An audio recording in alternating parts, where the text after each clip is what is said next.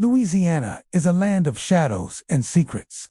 Beneath its beauty lies something darker energy that lingers in the swamps, in the old mansions, and in the very streets of New Orleans.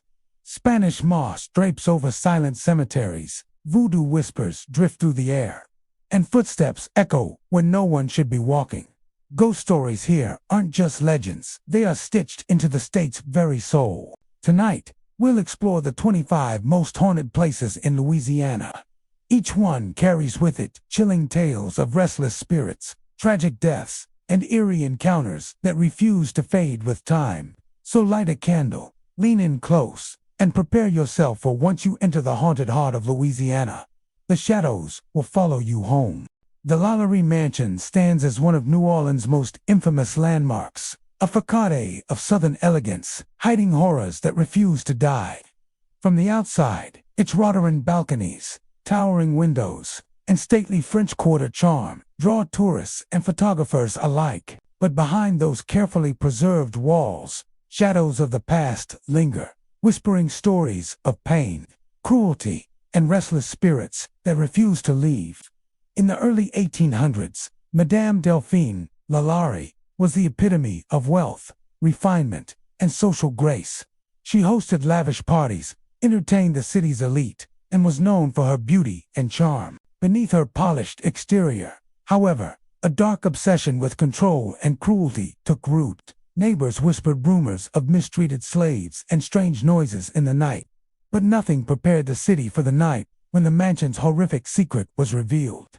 It began with a fire small at first, quickly growing, smoke curling into the narrow streets. Neighbors rushed to help, breaking down doors and calling for firefighters. Inside, what they found was unimaginable. Instruments of torture, cruelly fashioned and used to inflict unimaginable suffering, lay scattered among the dim shadows. The city was horrified. The mansion's elegance had concealed a chamber of suffering beyond comprehension. Madame LaLaurie escaped the chaos, fleeing to France. Her departure did little to calm the fears of the neighborhood. Residents reported strange occurrences almost immediately. Shadows moved in the windows, even when the mansion was empty. Screams, laughter, and the sounds of chains dragging across floors echoed through the quiet streets. Some visitors described fleeting glimpses of figures in 19th-century attire pacing the halls, their expressions frozen in fear or anger. Over the decades, the mansion passed through various owners, none of whom remained long.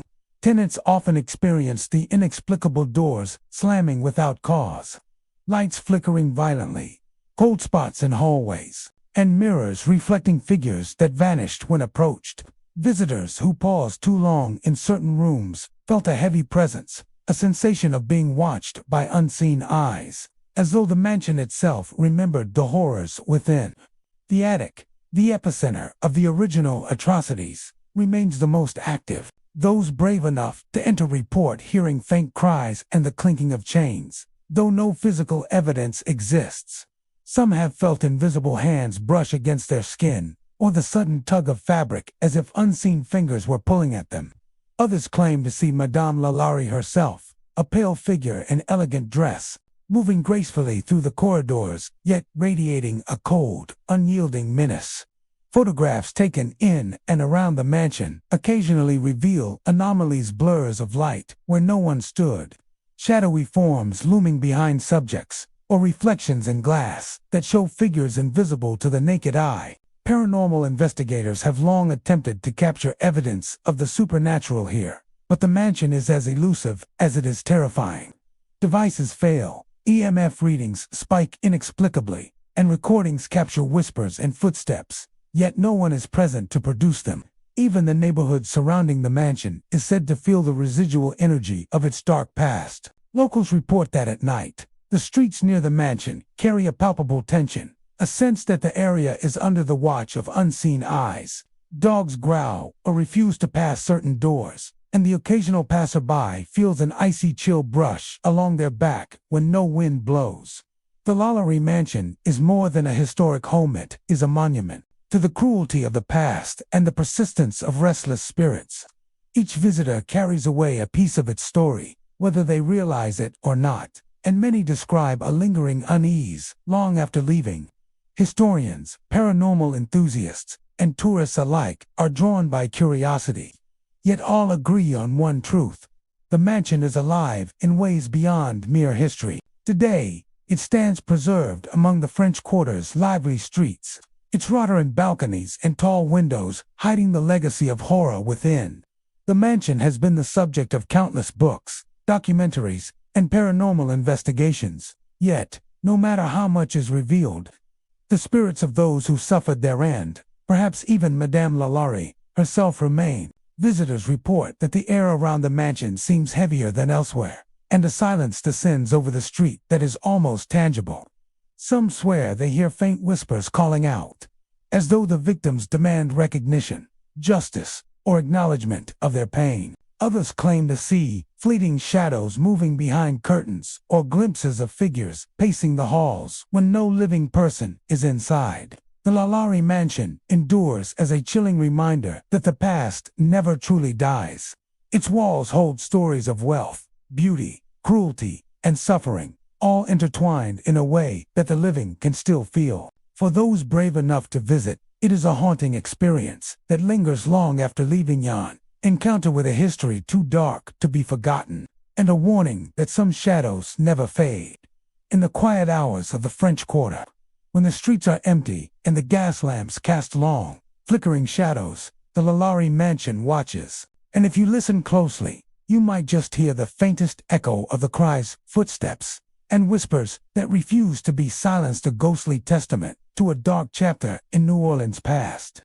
The Myrtles Plantation, nestled in the quiet town of St. Francisville, Louisiana, stands as one of America's most storied and haunted homes. Built in 1796, the sprawling estate exudes antebellum elegance, with its long white columns, sweeping verandas, and centuries-old cypress trees. Yet beneath its refined exterior lies a history steeped in tragedy, betrayal, and lingering spirits that refuse to rest. Over the centuries, countless stories of ghostly encounters, unexplained phenomena, and restless souls have drawn visitors, paranormal investigators, and thrill-seekers from across the world. Among the many spirits said to inhabit the plantation, none is more famous than Chloe. She was a young enslaved woman, described as intelligent and observant, who endured a harsh and unforgiving life under the ownership of the plantation's family. According to legend, she was caught eavesdropping on a private conversation and suffered a brutal punishment, having her ear cut off. Some accounts claim it was an act of cruelty meant to silence her. Others suggest it was meant as a warning to others. Regardless, Chloe's life became intertwined with the dark history of the house. In an act of desperate revenge, or perhaps misguided justice, Chloe allegedly baked a cake laced with poison intended for her master. Tragically, his wife and 2 daughters consumed it, succumbing to the poison instead. Whether the story is legend or fact, the plantation became the site of immense grief and fury, and Chloe's life was violently ended. The tale goes that other enslaved people, enraged by the carnage, dragged her into the yard and hanged her. Yet, in death, Chloe did not leave the grounds of the Myrtles Plantation. Her spirit lingered, bound by anguish and a desire for recognition. Visitors to the plantation report encounters that defy explanation. Chloe's apparition is often seen wandering the grounds, a figure in the distance with her signature green turban wrapped tightly around her head. She moves silently, sometimes standing at the edge of the veranda or gliding along the tree-lined paths, her expression somber and unyielding. Some who have walked the plantation at night feel an unseen presence at their side, a light brush of air against their skin, or the faint rustle of footsteps behind them when no one else is there. Inside the house, strange occurrences abound. Doors swing open or close by themselves, lights flicker without cause, and objects seem to move of their own volition. Visitors have reported hearing muffled voices, the faint sound of someone singing, or the echo of footsteps pacing the polished wooden floors. Cold spots appear in rooms that were warm moments before, and some guests feel an oppressive weight when standing near certain pieces of furniture. Old photographs taken at the plantation sometimes reveal something even more unsettling. Figures resembling Chloe appear in the background, her green turban, faint but unmistakable. In some images, her eyes seem to follow the viewer, a silent witness to centuries of history and pain.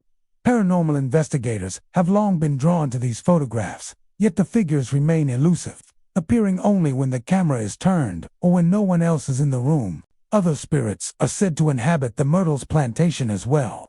Guests have described the laughter of children echoing through empty hallways, doors slamming without warning, and shadows moving along the walls at night. Some claim to see a woman in a long dress standing by the staircase, vanishing when approached, while others report glimpsing figures in the windows of upstairs rooms long after the building has been closed. The plantation's grounds themselves are alive with spectral energy. The large cypress trees and surrounding gardens carry the weight of centuries of sorrow. At night, the air feels heavy, and a faint fog sometimes drifts through the property, even on clear evenings. Some visitors report hearing whispers carried on the wind, voices pleading or warning, impossible to trace to any living source. Others feel cold hands brush against them, or the sensation of being followed along the garden paths by an unseen presence. Despite tour, perhaps because of its haunted reputation, the Myrtles Plantation remains a popular destination. Tourists, historians, and paranormal enthusiasts flock to the property, eager to witness its legends firsthand. Guides recount tales of Chloe and other restless spirits, and many visitors leave with a palpable sense that the house is more than a relic of the past. It is a living monument to the lives, suffering, and mysteries it has contained for over 2 centuries. The Myrtles Plantation stands as a chilling reminder that some histories are never truly buried. Its walls, floors, and grounds hold memories of both grandeur and horror, and its spirits continue to make their presence known. Whether glimpsed in photographs, felt in a sudden chill, or seen moving silently across the lawns, Chloe and the other apparitions serve as enduring witnesses to a dark chapter in Louisiana's past. To walk the Myrtles Plantation is to step into a space where history and the supernatural intertwine. Visitors often leave with an indelible impression, a mixture of awe, sorrow, and an uneasy understanding that some spirits are bound to the places they once inhabited. The plantation is a living testament to tragedy, resilience, and the unshakable presence of those who will not be forgotten. And so, the Myrtles Plantation remains its grand facade, belying the tormented souls within. Its beauty shadowed by a legacy of grief. For those who dare to enter, the stories linger in the air. The whispers in the wind, and the figures glimpsed from the corner of the eye, serve as a constant reminder. Some spirits never leave, and some histories can never be erased. St. Louis Cemetery, No. 1, nestled in the heart of New Orleans' historic French Quarter, is far more than a resting place for the departed. Founded in 1789, it is the city's oldest cemetery still in use. A labyrinth of weathered tombs and crumbling stone vaults that rise above the ground like miniature cities of the dead. The narrow pathways wind through ornate mausoleums, each bearing the weight of centuries of grief, devotion, and history. But within these hallowed walls, the spirits of the past do not always remain silent, and some continue to exert influence on the living. Among the many graves and crypts, one tomb stands apart, that of Marie Laveau, the legendary voodoo queen of New Orleans. In life, Laveau was a woman of extraordinary charisma and power. She blended Catholic ritual with African and Creole spiritual traditions, performing elaborate ceremonies, granting favors, and exercising a sway over the city that earned her both reverence and fear. Her influence was so great that even prominent city officials reportedly sought her guidance, and her decisions in life shaped the fortunes and fates of countless New Orleanians. In death, Marie Laveau's power seems undiminished. Her tomb, simple in comparison to the grandeur surrounding it, is marked by a marble slab and the endless offerings of those who seek her favor. Candles flicker against the stones, beads are draped across the edges, and small tokens from coins to hair ties are left by visitors in the hope of gaining her blessing. But the cemetery is not a place for casual curiosity or disrespect. Many who enter with mockery or disbelief leave shaken, reporting scratches on their arms, sudden dizziness, or the inexplicable sensation of being pushed by invisible hands. Visitors who enter the cemetery at night speak of an atmosphere heavy with presence. The air grows thick, scented faintly with candle wax and earth, and shadows stretch unnaturally along the tombs. Some report hearing murmurs, whispers carried on the wind, though no one else is in the cemetery. Others describe the feeling of being watched, an oppressive sense that unseen eyes are following every movement. The tombs, old and cracked, seem to breathe with a life of their own, groaning and shifting subtly as if responding to the living intruders. Marie Laveau's tomb, in particular, radiates an energy that many cannot ignore. Visitors often report sudden chills when approaching it, even on warm days. Photographs taken near the tomb sometimes reveal strange anomalies. Faint shapes hovering above the stone, blurs of movement, or shadows that do not correspond to any living figure. Paranormal investigators have recorded unexplained sounds, footsteps, pacing along empty corridors, murmured voices in languages unknown, and low, rhythmic chanting that appears to come from nowhere. The Voodoo Queen's influence is said to be particularly active around the ceremonial dates, such as All Saints' Day or the anniversary of her death. Pilgrims and devotees leave more elaborate offerings, flowers, coins, and intricate charms. Some come seeking health, fortune, or protection, and many report experiencing subtle, yet tangible, changes in their lives afterward, only to encounter misfortune, bad luck, or sudden, inexplicable illness. Beyond Laveau, St. Louis Cemetery No. 1 holds countless other tales of restless spirits. Tombs of the city's founding families are said to echo with footsteps long after dusk. Children's laughter is reported among the crypts, though no living child is present, and the sound of weeping or whispered conversations often drifts through the pathways. Shadowy figures have been seen flitting between the mausoleums, their movements so quick they vanish before a second glance. Some visitors swear that they feel fingers brushing against their clothing or the sudden tug of a hand on their shoulder when no one is near. Despite her, perhaps because of its haunted reputation, St. Louis Cemetery No. 1 attracts visitors from all over the world. Historians, tourists, and paranormal enthusiasts alike walk the narrow paths, eager to witness its legends firsthand. Guides recount the tales of Marie Laveau, warning visitors of the cemetery's power, while others share accounts of fleeting apparitions, sudden chills, and the disembodied sounds that pervade the grounds. The atmosphere is both solemn and electric, a place where history and the supernatural intertwine. The cemetery's above-ground tombs themselves seem to hold memory. Weathered carvings, moss-covered stones, and crumbling facades act as conduits for the past. In some instances, visitors report seeing faces pressed to windows, gazes that disappear when approached. The very layout of the cemetery, with its narrow alleys and towering vaults, amplifies the sense of unease. Every turn could reveal a spirit. Every shadow could be more than just a night. At the center of it all, Marie Laveau remains a figure of awe and terror. Whether seen as a benevolent protector or a powerful, vengeful spirit, her presence dominates the cemetery. For those who enter with respect, her blessing is said to be potent. For those who dare mock or disrespect, the consequences can be swift and unnerving. The energy of St. Louis Cemetery No. 1 is not passive. It reacts, observes, and, in its own way, enforces the legacy of the lives it holds. Visitors often leave with more than photographs and memories. They carry a sense of the unseen world, brushing against their own. Some swear they feel the lingering touch of Marie Laveau's presence as they depart, while others sense the weight of history pressing down from every tombstone and mausoleum. The cemetery is a reminder that the past is never truly gone, and that in New Orleans, the veil between the living and the dead is often thin indeed. St. Louis Cemetery No. 1 is more than a cemetery. It is a realm where history, legend, and the supernatural coexist. The tombs, the offerings, and the whispers all serve as testimony to the power of those who have passed yet remain, and especially to Marie Laveau, whose influence continues to shape the lives of those who dare enter her domain. For visitors, the experience is haunting, humbling, an unforgettable journey into the living history of the dead in the city that knows them best. The old state capitol in Baton Rouge stands as a striking monument to Louisiana's history.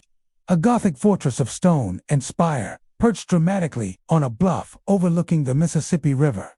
Its soaring turrets, pointed arches, and imposing facade make it appear more like a castle from a dark fairy tale than a seat of government. But behind its grand exterior lies a history shadowed by political strife, personal ambition, and lingering spirits who refuse to leave the marble halls. Constructed in the mid-19th century, the old state capitol witnessed some of the most turbulent periods in Louisiana's history. Inside its chambers, lawmakers debated divisive issues, from the morality and legality of slavery to the state's eventual secession from the Union. The building was a site of both celebration and conflict, hosting rallies, elections, and heated arguments that shaped the course of the state. Yet, for some, the history embedded in its walls never truly ended. Among the most well-known spirits said to haunt the old state capitol is Sarah Morgan, a woman whose presence has become synonymous with the building's ghostly reputation. A Confederate supporter and diarist, Morgan was known for chronicling her observations and experiences during the Civil War, documenting the anxieties and tragedies of the era. After her death, locals began reporting sightings of a woman in period attire, her long skirts swishing across marble floors, her silhouette often glimpsed in doorways and balconies. Visitors and staff alike speak of a palpable presence, a chilling sensation that follows them from one chamber to the next. Those who explore the old state capitol after hours often report sudden drops in temperature, especially near the grand staircases and central rotunda. The marble floors, polished and gleaming in the day, sometimes seem to shift beneath one's feet at night, accompanied by faint, rhythmic footsteps that echo through empty halls. Some visitors describe feeling as if someone is following them, an invisible observer gliding just out of sight, keeping pace without sound. Sarah Morgan's ghost is frequently seen along the upper balconies, where she appears to peer down at the rooms below with a watchful gaze. On occasion, her presence is felt rather than seen. A sudden chill brushes the back of the neck, or the rustling of her skirt echoes through the chamber, as though she were moving silently just behind. Some visitors report hearing faint whispers, fragmented phrases in a soft Southern accent, as if Morgan is commenting on the events of centuries past. The rotunda, with its towering stained glass windows and intricate ironwork, seems to be a nexus for the supernatural activity. At night, shadows appear to flicker across the walls, forming shapes that vanish when approached. Light fixtures occasionally sway despite the absence of air currents, and doors open or close on their own.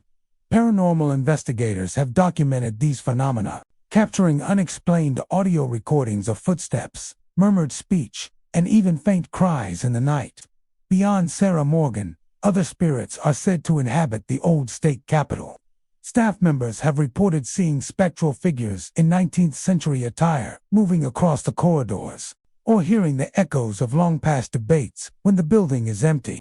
Some describe ghostly chairs tipping over in empty offices, papers scattering without explanation, and portraits seeming to shift their gaze to follow passersby. Visitors exploring the chambers alone often feel an oppressive weight, a mixture of curiosity and unease, as though the building itself is alive with memory. Historical accounts hint that the old state capitol has been the site of multiple untimely deaths and tragedies, from duels fought in the shadow of its walls to sudden illnesses and accidents among legislators. These events, intertwined with political tension and personal loss, are believed to have left residual energy, intensifying the paranormal activity reported over the decades. It is as though the building remembers the ambitions, fears, and sorrows of those who once walked its halls, carrying them forward for the living to witness. Blurred figures hovering near the balconies, or faint silhouettes in doorways where no one stands. Some cameras malfunction inexplicably, losing battery power despite being fully charged. while recording devices pick up faint audio that defies logical explanation. Despite the supernatural reputation, the old state capitol remains a popular site for tourists, history enthusiasts, and paranormal investigators. Guided tours recount both the architectural splendor and the chilling tales of its ghosts, particularly Sarah Morgan, emphasizing that respect and awareness are key when exploring a building so steeped in both history and lingering spirits. At dusk, when the sun casts long shadows over the Mississippi River, and the Gothic turrets glow in the fading light, the old state capitol seems almost to breathe. The quiet of the surrounding grounds is punctuated by the occasional creak of iron hinges, the rustle of skirts along marble floors, and the faint echo of voices carried through the hallways. For those who listen closely, the whispers of the past are never far away. The old state capitol serves as a reminder that history is not only recorded in documents and artifacts, but also in the spaces where life, ambition, and conflict once unfolded. The spirits within its walls, especially that of Sarah Morgan, are enduring witnesses to the human stories, sorrows, and unresolved tensions that continue to reverberate through time. Visiting the old state capitol is more than a tour of a historic building. It is an encounter with the lingering essence of the past. Those who tread its halls after dark often leave with a sense of awe, unease, and the realization that some histories and some spirits refuse to remain silent. The Gothic architecture, the echoes of long-past debates, and the spectral presence of Sarah Morgan combine to make the old state capitol not just a monument to Louisiana's political past, but also a living testament to the mysteries that haunt it. The Hotel Monteleone, an iconic landmark in the heart of New Orleans' French Quarter, has welcomed guests from around the world with its opulent, glittering chandeliers and historic charm. Built in 1886, the hotel has long been a symbol of luxury and Southern hospitality. Yet behind its polished floors and elegant rooms, the building harbors stories that are far less inviting, tales of spirits who linger, refusing to leave the place they once called home. Among the many legends surrounding the Monteleone, the story of Morris, a young boy who tragically lost his life, is perhaps the most enduring. Morris was the child of a wealthy family who frequently visited the French Quarter. According to accounts passed down through staff and longtime residents, he died suddenly, while his parents were away on an errand. The exact circumstances of his death remain murkisome, say an accident in his room. Others hint at a fall from a balcony, but the impact of his loss left an imprint that has never faded. Guests and employees alike report experiences that suggest Maurice's presence is very much alive. Hallways echo with the sound of a child's laughter when no child is visible, and shadows resembling a small figure have been seen darting across corridors. Some guests have felt a tug at their clothing or a light touch on their shoulders, playful in nature but tinged with sadness. The encounters are never malevolent, yet they are profoundly unsettling. A reminder that Maurice's spirit remains among the living. The hotel itself seems to respond to the presence of its young ghost. Doors swing open unexpectedly, elevator lights flicker, and the sound of footsteps can be heard on empty floors. Guests often mention feeling a sudden chill in certain hallways, particularly near the rooms Morris was said to frequent. The atmosphere is heavy with the weight of history, as if the building itself is aware of the tragedies it has witnessed. Many staff members have grown accustomed to Maurice's presence. Housekeepers sometimes speak of hearing giggles in the early morning hours, only to find the hallways empty. Valets have reported seeing a small shadow move along the lobby walls before disappearing behind a column. Security personnel recount instances of the elevator stopping on floors where no one has requested it, as though guided by a tiny hand invisible to the human eye. Visitors often describe a peculiar mix of emotions. When encountering Maurice's spirit, there is a sense of playfulness, of a boy trying to make contact, yet it is accompanied by a profound sense of loss and longing. Some guests find themselves smiling at the sound of his laughter, only to be overcome by an unexpected melancholy, as though sensing the tragedy behind the haunting. Photographs taken in the hallways occasionally capture fleeting shapes or blurs that do not correspond to any living person, lending further credence to the stories. The legacy of the Hotel Monteleone's ghosts is not limited to Maurice. The hotel, with its long history, has seen countless lives pass through its doors, and some of those who have died within its walls are said to linger as well. Guests have reported fleeting glimpses of older figures in period clothing, while whispers and murmurs echo through empty rooms. The carousel in the lobby, a hallmark of the hotel and a source of delight for many visitors, is sometimes accompanied by the faint sound of a child's footsteps or laughter when no one is near. Paranormal investigators have long been drawn to the Monteleone, intrigued by reports of inexplicable phenomena and the enduring presence of Maurice. Equipment often registers temperature drops, unexplained electronic disturbances, and audio anomalies consistent with footsteps, whispers, and faint giggling. Investigators often describe a palpable emotional energy in the hallways and rooms, a mixture of innocence, sadness, and longing that seems to permeate the entire building. Despite tour, perhaps because of its haunted reputation, the Hotel Monteleone continues to thrive as a center of hospitality. Guests return not only for its luxury and history, but also for the chance to experience the supernatural firsthand. Guides on ghost tours through the French Quarter frequently include the hotel as a highlight, recounting Maurice's story alongside tales of other spirits that inhabit New Orleans' most historic buildings. At night, the Monteleone takes on an even more mysterious atmosphere. The lobby's lights glimmer against polished surfaces. The gentle hum of the city outside merges with the creaks and whispers within, and the presence of Maurice is felt most keenly. Guests walking the corridors may feel a playful tug or hear soft laughter echoing through the halls. These experiences, though fleeting, leave an indelible mark.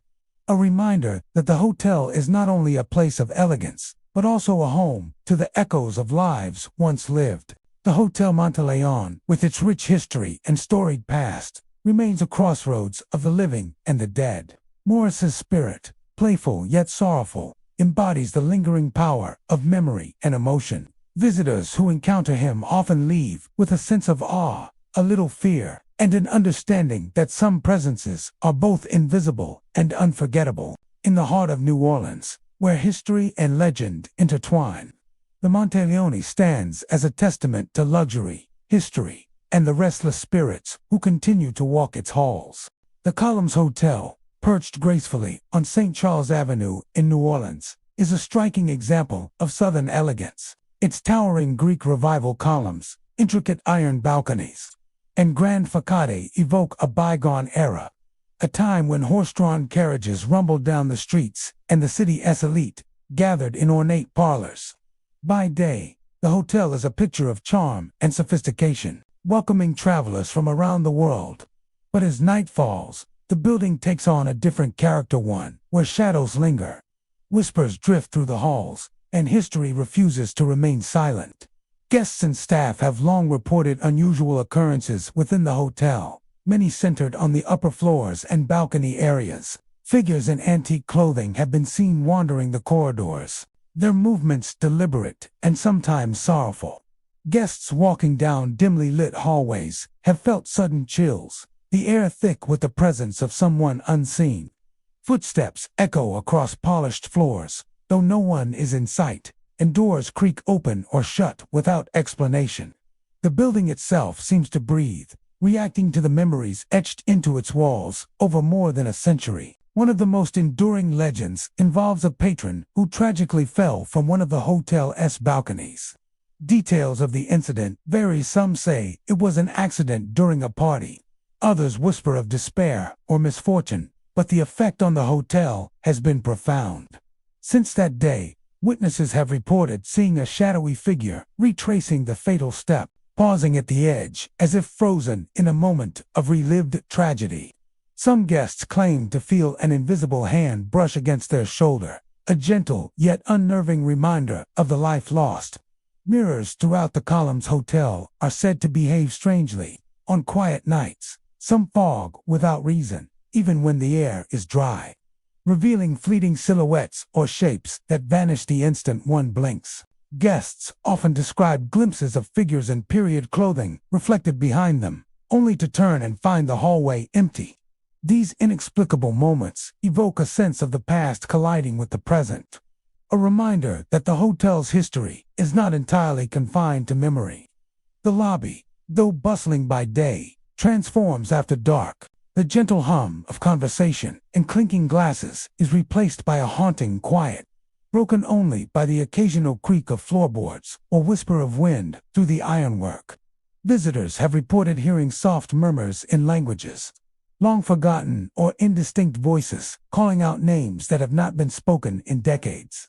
The scent of pipe tobacco or perfumed cologne, faint and inexplicable, occasionally drifts through the air, as if the hotel itself recalls its former occupants.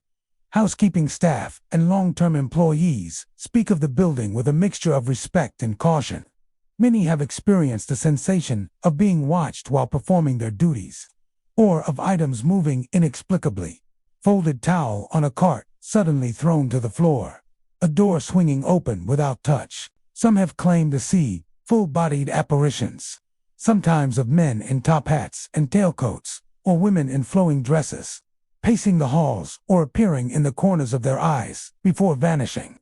Visitors often recount a mixture of curiosity and unease. Some are delighted by the playful aspects of the hauntings, footsteps that seem to chase them down the hallway, or fleeting glimpses of someone peering from behind a curtain. Others are more unsettled, feeling the weight of sorrow and tragedy that seems to hang in the hotel's atmosphere.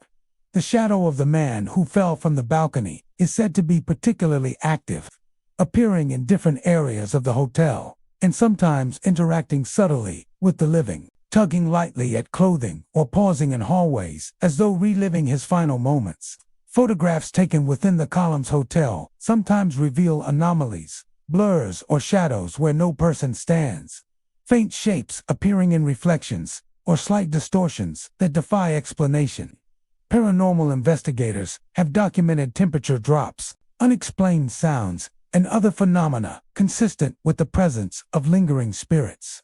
Their findings reinforce what generations of guests have experienced: a building alive not only with its architecture and history, but also with the echoes of those who once walked its halls.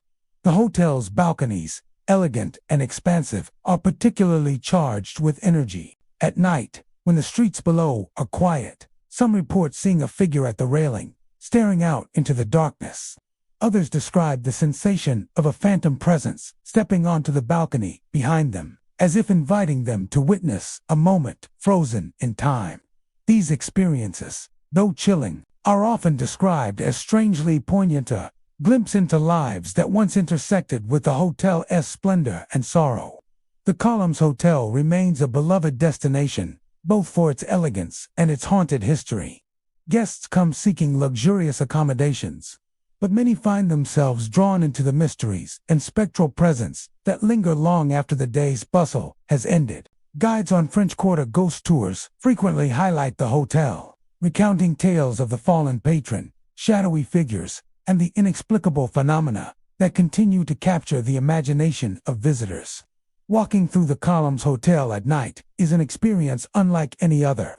The grandeur of the architecture, the whispers along the hallways, the chill of unseen presences, and the fleeting glimpses of those from the past create a sense of history breathing through the walls. The hotel is a living testament to the stories, tragedies, and memories that refuse to fade, where elegance and the supernatural intertwine in every corridor and balcony. At the Columns Hotel, the past is never truly gone. The shadows, the whispers, and the ghostly figures all serve as reminders that history is alive, and that some spirits remain tethered to the places they loved or where their lives ended. Visitors leave with a sense of awe and unease, knowing that in New Orleans, even the grandest hotels hold secrets that cannot be locked away. Magnolia Plantation in Natchitoches, Louisiana, is a place of striking beauty, with sprawling gardens, stately oak trees, and a grandeur that reflects the wealth and elegance of its past owners. At first glance, it appears to be a serene retreat from the bustle of modern life. a place to admire the intricate landscaping and historic architecture. Yet, beneath this veneer of southern charm lies a history steeped in tragedy, a legacy of sorrow that has left its mark on the very soil and structures of the plantation.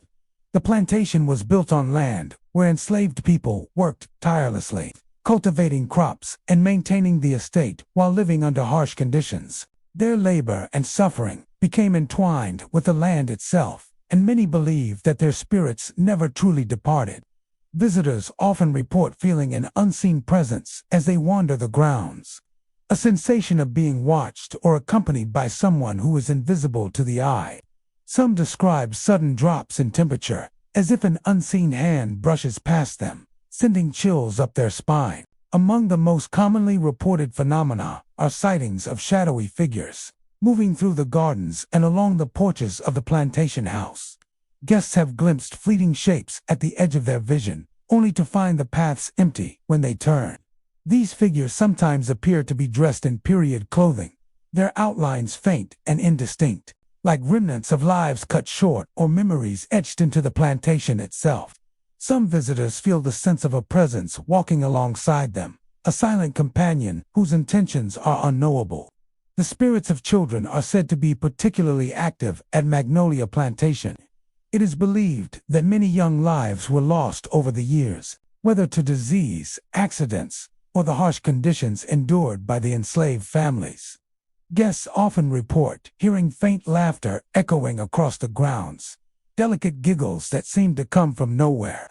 Some hear the patter of small footsteps on the porches or the wooden floors inside the house, though no living child is present. On rare occasions, people have felt light touches on their arms or shoulders, a sensation both playful and unsettling, as if these young spirits are attempting to make contact. The plantation's interior also holds its share of mysterious occurrences.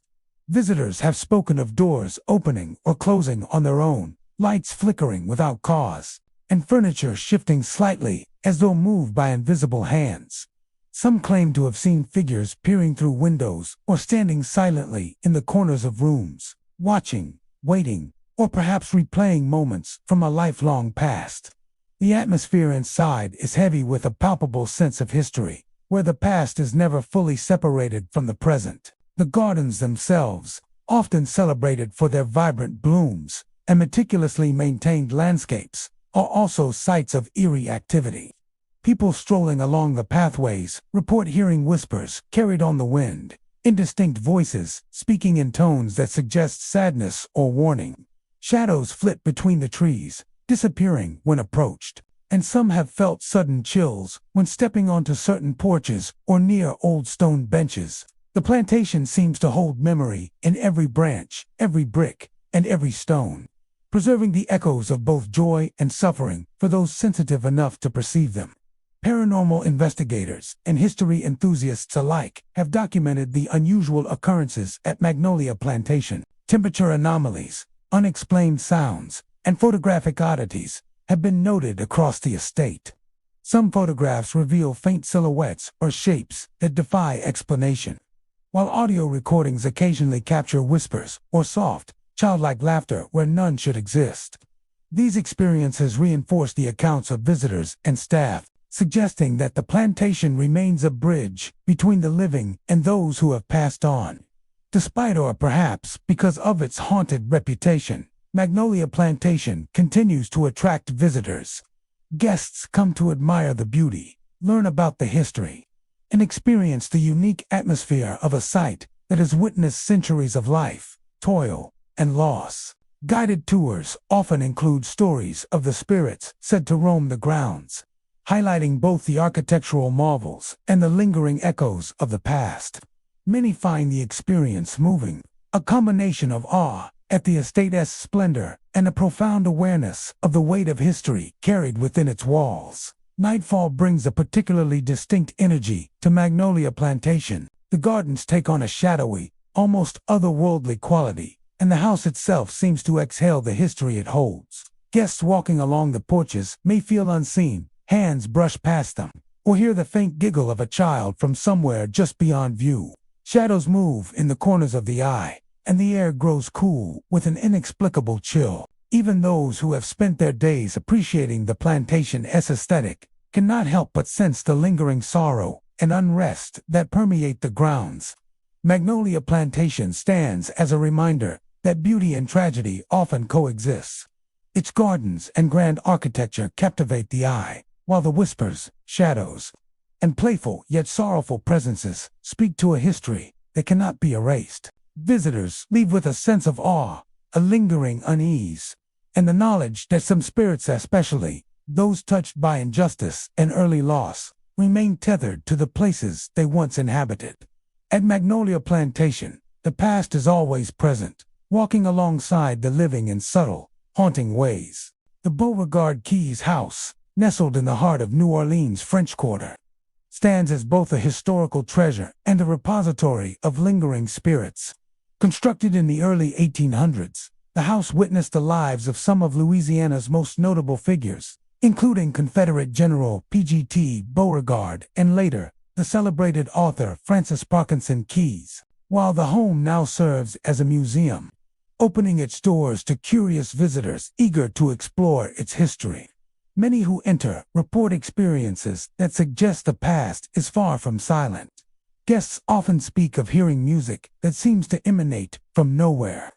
The soft strains of a piano drift through the parlors and hallways, though no instrument is being played. Visitors pause mid-listening as notes echo faintly off the walls, their source impossible to locate. Some describe the music as melancholic, almost as if the house itself is lamenting the passage of time. A soundtrack composed by spirits, still tied to the rooms they once inhabited. Shadowy figures are another common sight. Guests and staff alike report glimpses of silhouettes moving gracefully through the parlors or peering from the edges of doorways.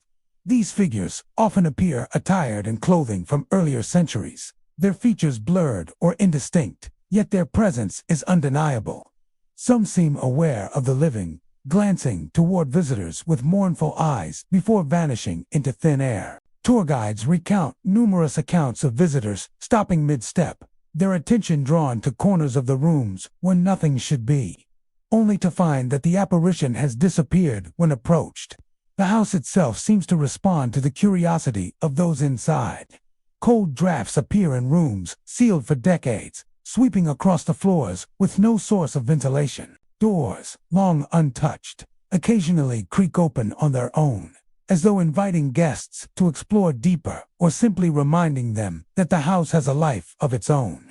Lights flicker without explanation, and even the air feels charged, heavy with the weight of memories accumulated over more than 2 centuries. One spirit, in particular, has become a central figure of the house's haunted lore. Positioned at the top of the grand staircase, this entity watches silently as visitors ascend. Witnesses describe a feeling of being observed, a presence that is patient yet insistent, as if the figure is guarding the memories of the past, or ensuring that those who enter the house acknowledge the lives once lived within its walls. Many who encounter this spirit speak of a sudden chill, a sensation of cold that wraps around them despite the warm New Orleans air outside. Some feel a tingling on their skin, like an unseen hand gently brushing their shoulder.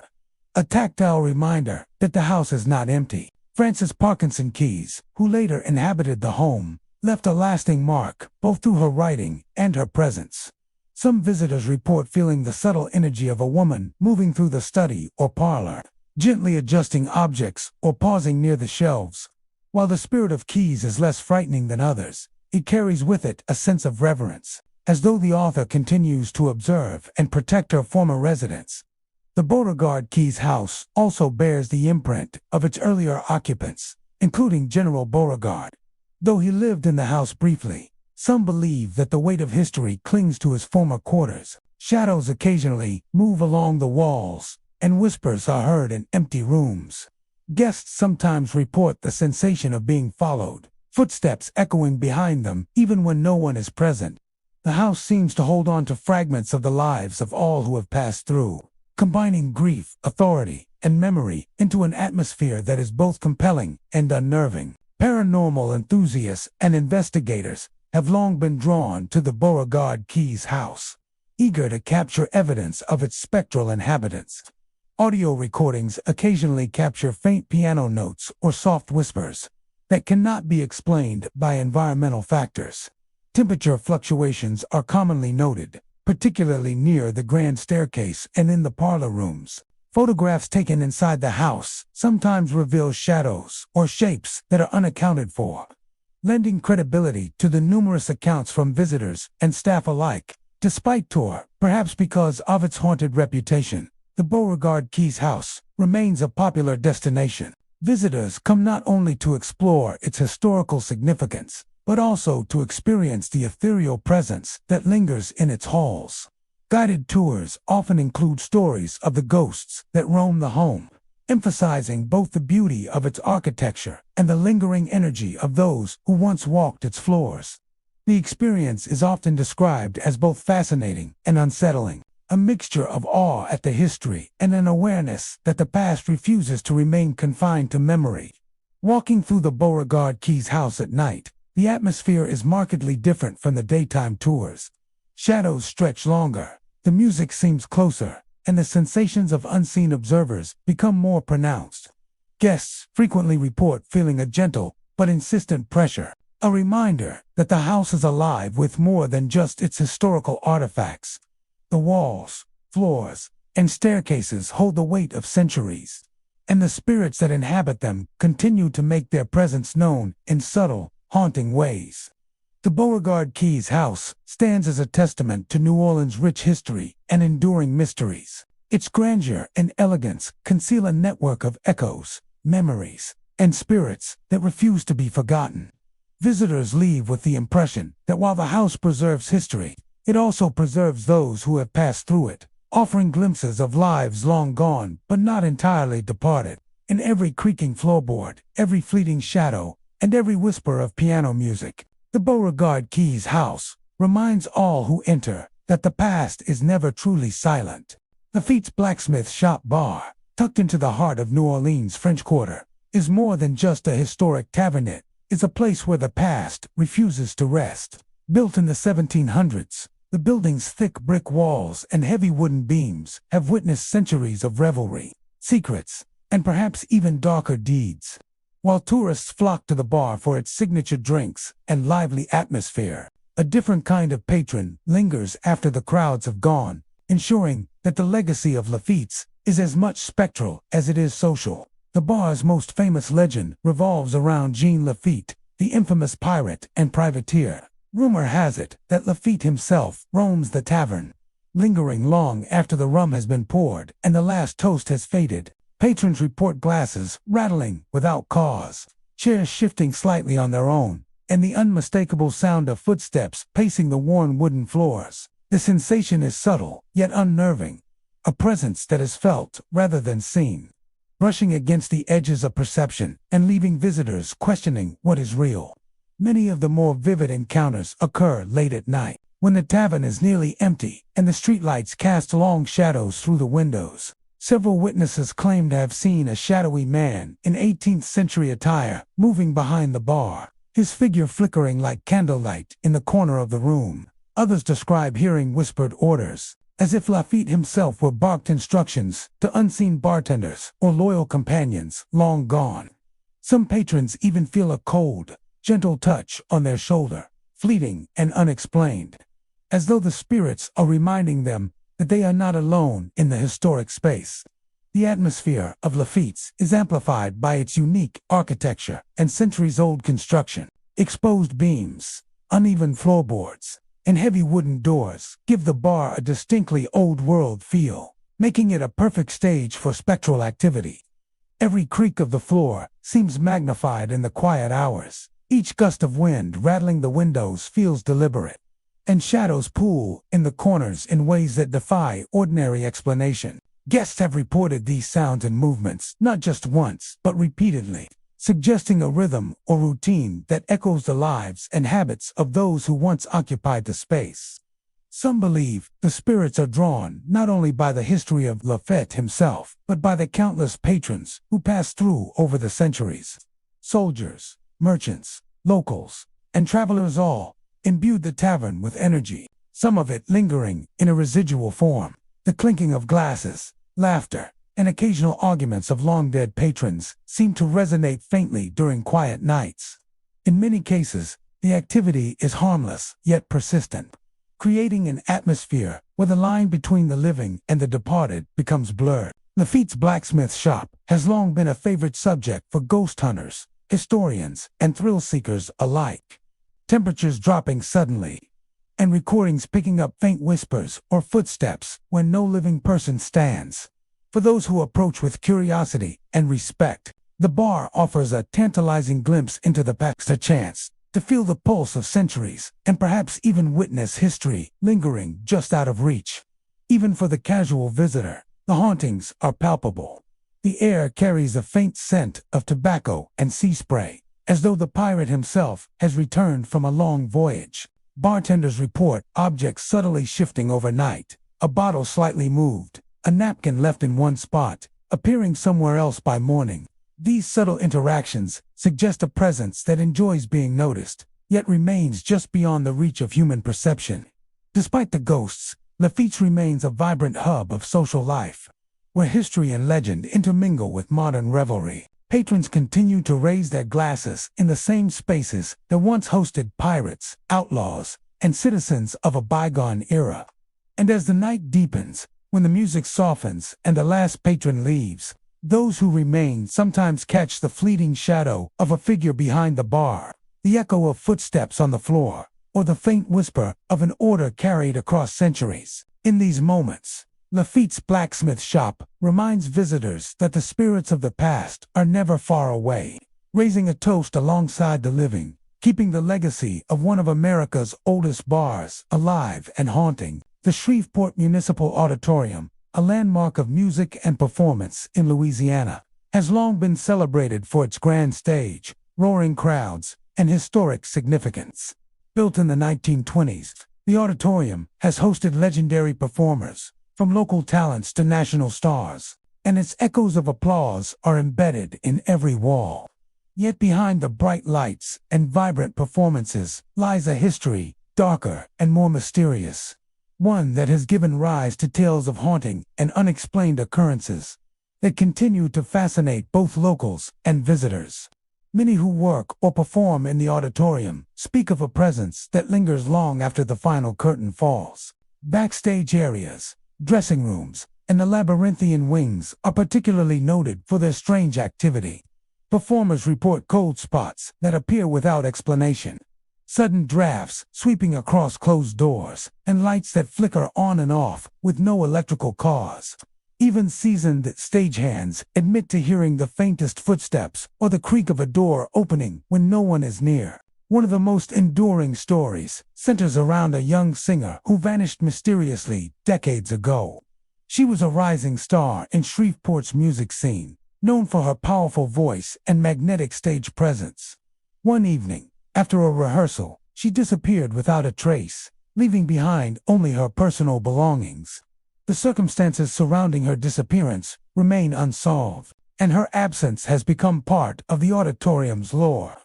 Over the years, performers and staff have claimed that her spirit never left. On quiet nights, her voice is said to echo through the empty halls, harmonizing softly as if rehearsing a song long forgotten by the living. Those who hear it describe a haunting beauty, both ethereal and heartbreaking, filling the space where she once captivated audiences in life.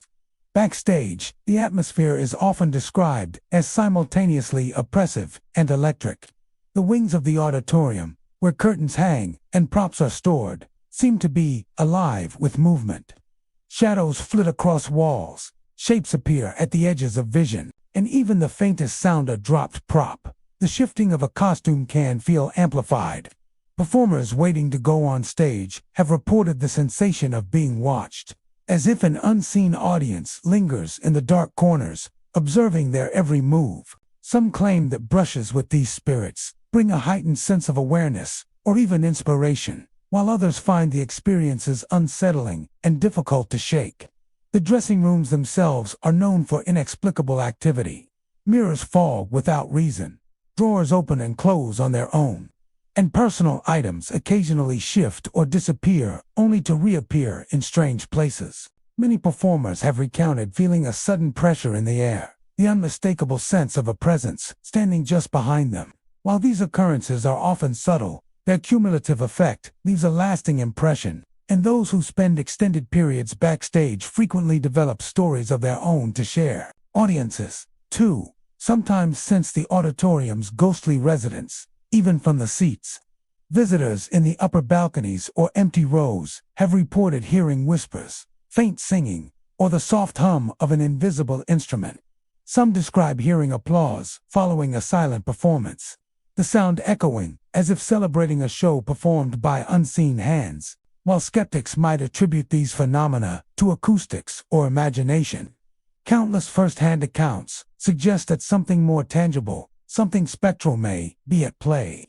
The Shreveport Municipal Auditorium's design contributes to its haunting ambience.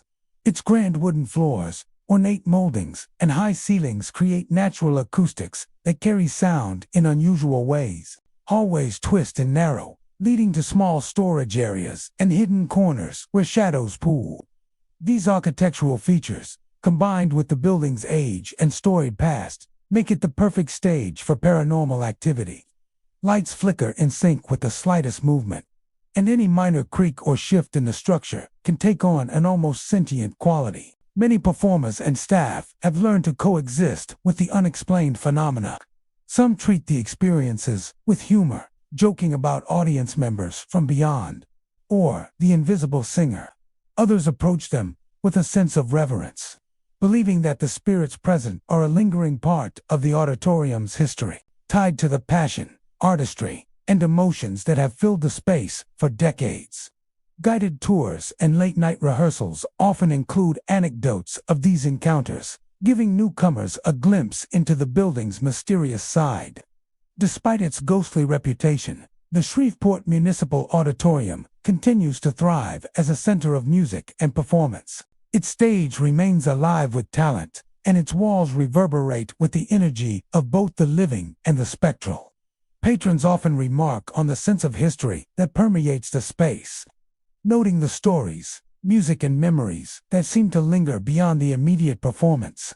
Those brave enough to linger after hours have reported the most compelling experiences in the stillness of the night. The faint harmonies of the missing singer can sometimes be heard drifting through the auditorium, mingling with the whispers of staff and the rustle of curtains. Shadows pass along the wings and balconies, moving just beyond the reach of light. And in those moments, it is easy to believe that the spirits of Shreveport Municipal Auditorium continue to perform for an audience that spans both the living and the dead. In every creaking floorboard, every flickering light, and every distant, unexplainable note, the auditorium reminds visitors and performers alike that history is never truly silent. The Shreveport Municipal Auditorium is more than a building. It is a living chronicle of music, passion, and lingering spirits that continue to shape the atmosphere for those who enter. The Roosevelt Hotel in New Orleans is a magnificent testament to luxury and history. Yet beneath its polished floors and glittering chandeliers lies a presence that transcends time. Opened in the early 20th century, the hotel has hosted countless celebrities, politicians, and visitors from around the world. However, the grandeur of its architecture is matched by whispers of a more spectral history, one that continues to captivate and unsettle those who wander its halls after dark. Many guests report unusual experiences that cannot be explained by the ordinary. Hallways seem to hum with faint strains of music, echoing from ballrooms long after events have ended. Doors open and close on their own, and the soft sound of boots walking across polished corridors has been heard when no one else is present. The air often feels charged with a sense of presence, a subtle awareness that the lives once lived within these walls continue in some form, lingering just out of reach. One of the most frequently cited groups of spirits are the soldiers who stayed at the hotel during World War II. The Roosevelt served as a temporary home for many young men awaiting deployment or returning from the front lines. Guests and staff alike have reported seeing shadowy figures in military uniforms moving through the lobby, ballrooms, and even the hallways leading to guest rooms. Some describe the figures as standing quietly near the elevators, gazing out windows, or pacing in a deliberate, measured way, as though rehearsing steps long ingrained from their training.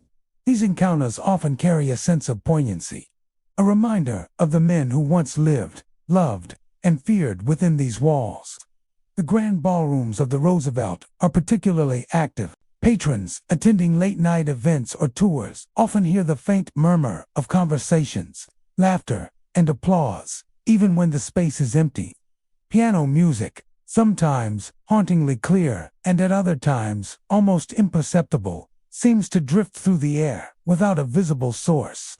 Some have even reported seeing silhouettes waltzing across the floor, moving gracefully as if reliving a forgotten gala. Chandeliers appear to sway slightly, shadows flicker across ornate moldings, and the ambient sounds of the hotel seem charged with the echoes of the past. Even guest rooms are not exempt from the paranormal. Visitors often feel the sensation of being watched, and some report hearing subtle creaks and footsteps on the floorboards, or the soft rustle of fabric as though someone has entered the room. Objects occasionally shift inexplicably, glass slightly moved, a chair nudged, or a drawer left open. Mirrors sometimes reveal fleeting images of figures in vintage attire, vanishing the moment they are acknowledged. These experiences contribute to a pervasive sense that the Roosevelt is more than a hotel. It is a living archive of memory and emotion, where the boundary between the present and the past is blurred. Hotel staff, accustomed to the ebb and flow of guests, recount similar stories. Housekeeping teams have reported cold drafts in sealed hallways, the faint sound of music while cleaning, and doors that swing open on their own. Front desk staff occasionally see shadowy figures passing through the lobby, disappearing when approached. These phenomena are not isolated incidents, but part of a long-standing pattern that underscores the Roosevelt's reputation as a haunted landmark. The combination of historical significance and paranormal activity gives every visit to the Roosevelt Hotel a unique depth. Guests are not merely observers, but participants in a living history, surrounded by the residual energies of those who came before.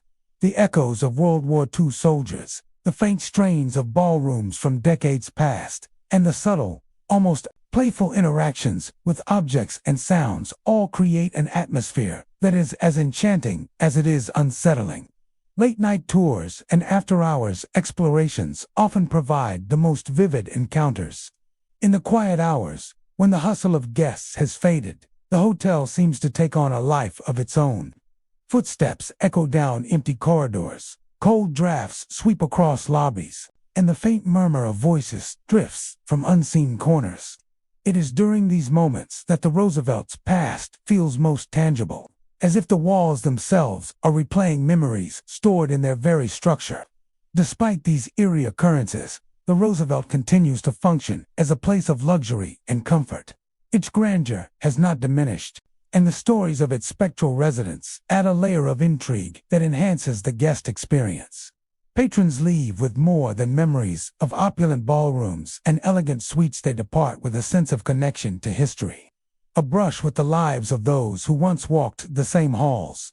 The Roosevelt Hotel exemplifies the unique intersection of elegance and the paranormal. Its halls, ballrooms, and guest rooms are filled not only with the trappings of luxury, but also with echoes of the past soldiers, socialites, and travelers who continue to leave their mark. For those who venture through its doors, the hotel offers an experience that is part historical tour, part ghost story, and entirely unforgettable. Here, in the Roosevelt, the spirits of New Orleans' past remain ever present, walking alongside the living, ensuring that every visit carries the weight and wonder of history itself. Loyola University in New Orleans is a place of learning, tradition, and vibrant student life. Its historic campus, with ivy-covered buildings and quiet courtyards, has seen generations of young minds pass through its halls. But beyond the lectures, libraries, and study sessions, the university harbors a side less spoken overworld, where the echoes of the past continue to linger. Students, faculty, and visitors alike have reported experiences that suggest the campus may be more than it seems, with restless spirits quietly observing the lives of those who walk its paths. Many of the reported encounters center around the older academic buildings, where the architecture itself seems to carry the weight of decades of human activity. Students walking late at night have described hearing the sound of footsteps in empty hallways, the echoing tap of shoes against polished floors long after anyone has left. Sometimes, doors creak open or close by themselves, and classroom lights flicker without cause, plunging rooms into brief moments of shadow before returning to normal. These subtle disturbances create an atmosphere of unease, a sense that the very walls are alive with memory. Some believe that the spirits haunting Loyola University are former students who remain tethered to the campus.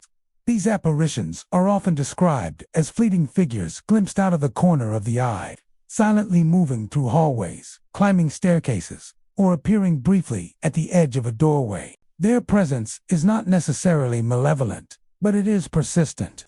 Students report feeling watched, sensing a quiet awareness following them as they move from building to building, particularly late at night when the campus is otherwise empty. One common theme among the sightings is the replaying of ordinary student life, moments of triumph, stress, and heartbreak repeated as if the spirits are caught in the routines they once lived. In lecture halls, chairs may shift slightly as though someone just rose from them. In libraries, the faint rustle of pages turning can be heard when no one is there, and the soft sound of whispers seems to echo from the corners of otherwise silent rooms. Students have described the sensation of someone brushing past them in corridors, or a shadow moving across a hallway wall that disappears when fully looked at. The residence halls are another hotspot for paranormal activity. Late-night students returning from study sessions have reported hearing distant voices calling names, laughter echoing in empty lounges, and the sound of doors opening and shutting without explanation.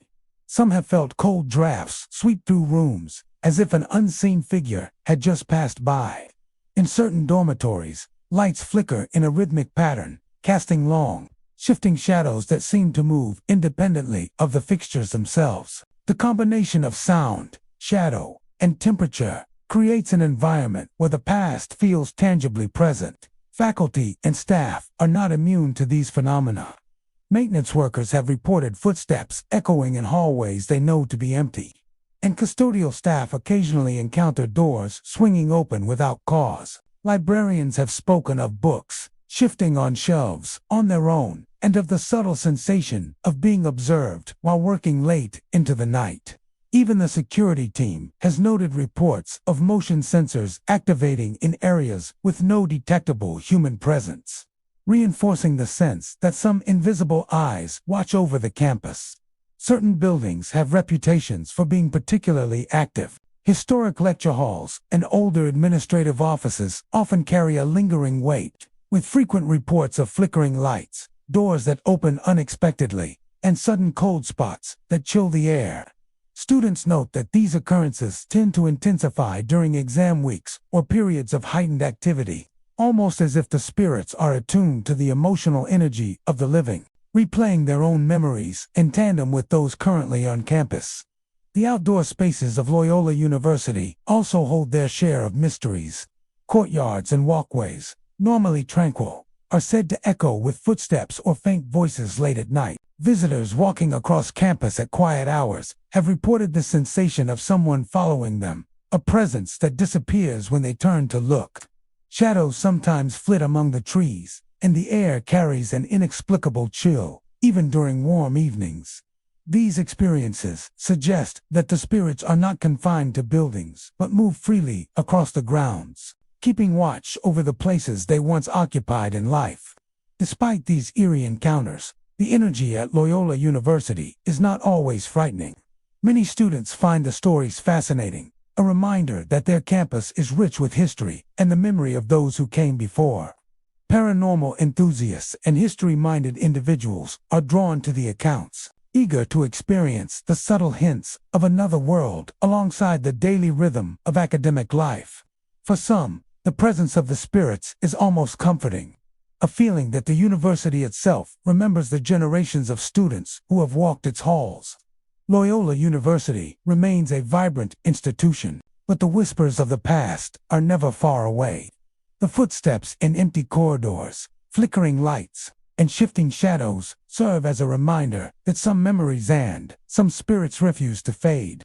For students and visitors willing to walk its quiet halls at night, the campus offers an experience that is as chilling as it is captivating, a connection to the lives and emotions that have shaped the university for over a century.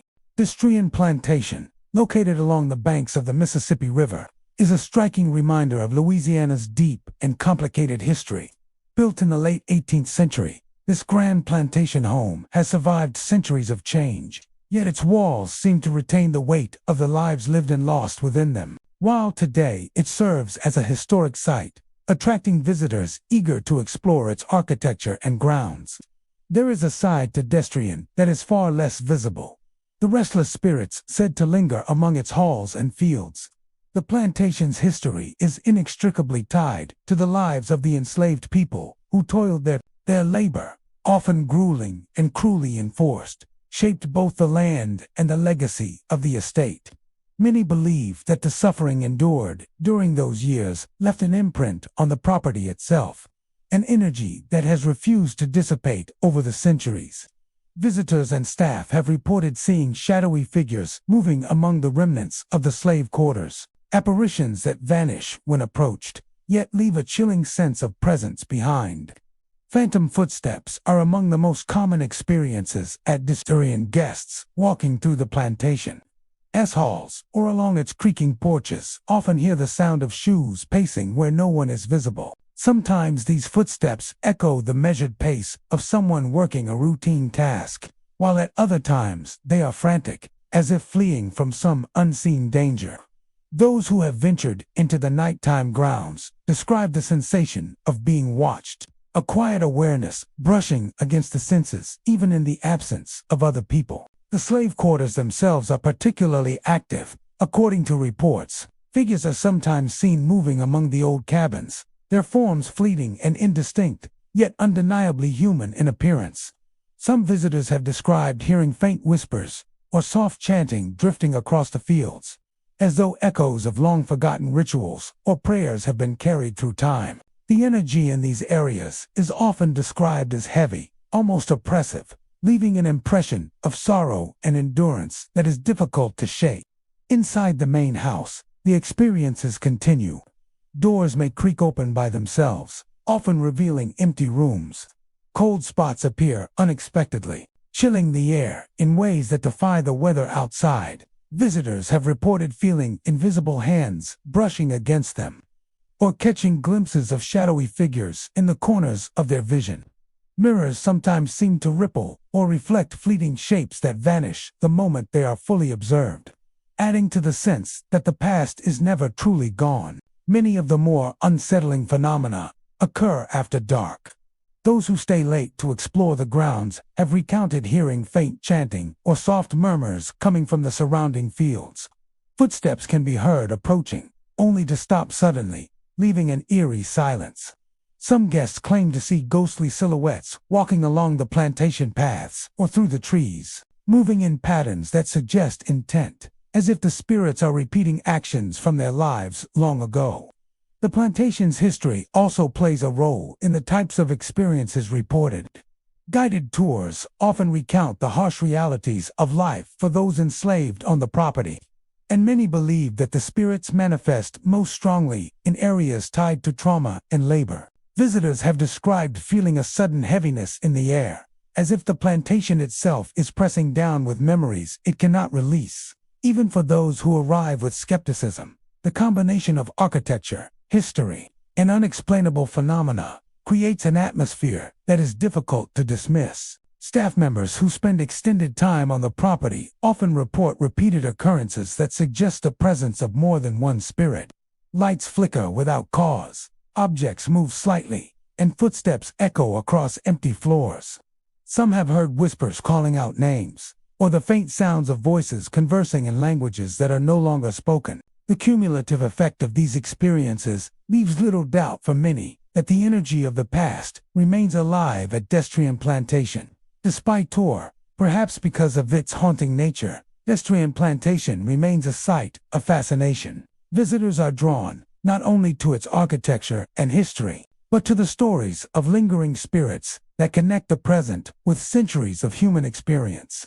The combination of beauty, tragedy, and paranormal activity creates a unique environment, one where the past seems to walk alongside the living.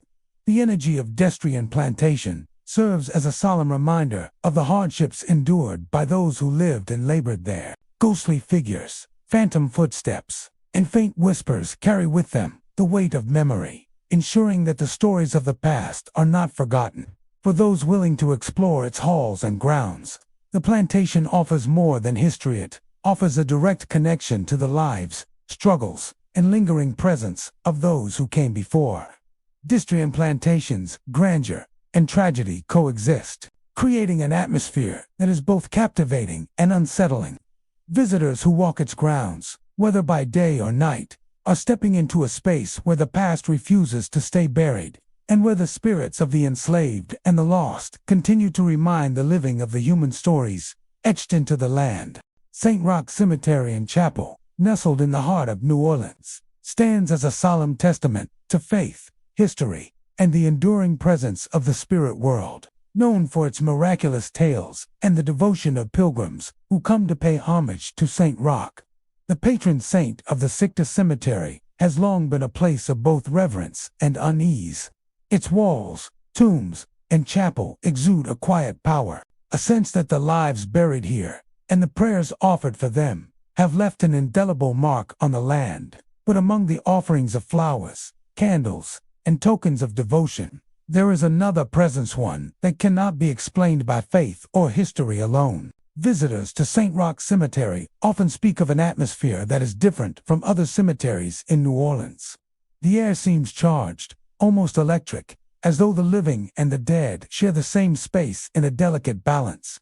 During the day, the tombs are beautifully arranged, with elaborate headstones, statues, and ironwork guarding the resting places of generations past. But when night falls, the cemetery transforms. Shadows stretch across the ground, lanterns flicker, and the quiet murmur of the city fades away, leaving only the whisper of the wind and the sense that unseen eyes are watching. Many of the reported encounters occur near the tombs themselves. Visitors recount seeing pale, shadowy figures gliding among the graves, their forms illuminated briefly by the soft glow of candles or lanterns left as offerings. These figures are often described as indistinct at first, mere silhouettes that fade when approached, yet the feeling of presence lingers long after they vanish. Some witnesses have reported hearing whispers soft, almost conversational, as if the dead are communicating among themselves or with those brave enough to remain in their midst. The chapel within St. Roch Cemetery is particularly charged with energy. Pilgrims enter to pray, leave candles, and ask for blessings, and many speak of feeling a sudden chill or a tingling sensation as they kneel in devotion. Some visitors have described the sensation of being gently touched by an unseen hand, or of hearing footsteps echoing softly in the aisles, even when they are alone. The air inside the chapel seems thicker, heavier, as if the spirits themselves are observing the faithful and ensuring that the sacredness of the space is preserved. Disrespecting the cemetery, however, is said to bring consequences. Those who wander carelessly, remove offerings, or speak mockingly of the place often report sudden chills, scratches on the skin, or the fleeting sensation of being pushed. Some claim that pale figures appear out of nowhere, gliding silently between the tombs, warning intruders of their misstep. The energy of St. Roch is protective, enforcing the sanctity of the ground, while reminding the living that they are in a space set apart from the ordinary world. Despite the eerie experiences, the cemetery is a place of devotion, and many who encounter the supernatural at St. Roch view it as a sign of the saint's protection. The spirits are not necessarily malicious. Rather, they are the echoes of those who have passed, guardians of a sacred space, and witnesses to centuries of prayers, grief, and hope. Visitors frequently leave offerings and light candles, believing that their gestures honor both Saint Roch and the souls resting around him. The act of respect is said to invite blessings, while neglect or mockery invites unrest. The surrounding grounds enhance the sense of otherworldliness. At night, the cemetery is quiet, save for the occasional rustle of leaves or the soft call of an owl. The shadows of tombstones stretch and warp under the glow of lanterns, and every movement of the air seems amplified. Some visitors have seen figures moving between the tombs with deliberate purpose, as if attending to tasks from their lives long past. Others report faint chanting or murmured prayers that cannot be traced to any living source, giving the impression that the dead are still tending to their sacred duties. Many who explore St. Roch Cemetery at night speak of a heightened awareness, a sense that the spirits are not only present but engaged with the living. Some have glimpsed silhouettes that seem to watch from behind headstones, while others feel a guiding presence, urging them along paths and corridors of tombs. The interplay of light and shadow, of history and devotion, creates an atmosphere that is deeply spiritual, yet undeniably haunted. For those willing to tread carefully and with respect, St. Roch Cemetery and Chapel offers a profound encounter with both history and the supernatural. The whispers of the dead, the flickering lanterns, and the shadowy figures, glimpsed in peripheral vision, are reminders that this is a space where the past refuses to be ignored. It is a place where faith and the paranormal intersect, where the spirits of the departed continue to walk among the living, and where St. Roch's protection is felt in both tangible and mysterious ways. In the end, St. Roch Cemetery is more than a historic site. It is a living reminder of the thin veil between life and death, of devotion and reverence, and of the presence of spirits that watch over those who come with respect. The air is thick with energy, the grounds alive with whispers and movement, and those who visit cannot help but feel that they have stepped into a place where the past is not only remembered, but still very much present. The Manchac Swamp, stretching across the bayous of Louisiana near Acres, is a landscape both beautiful and foreboding.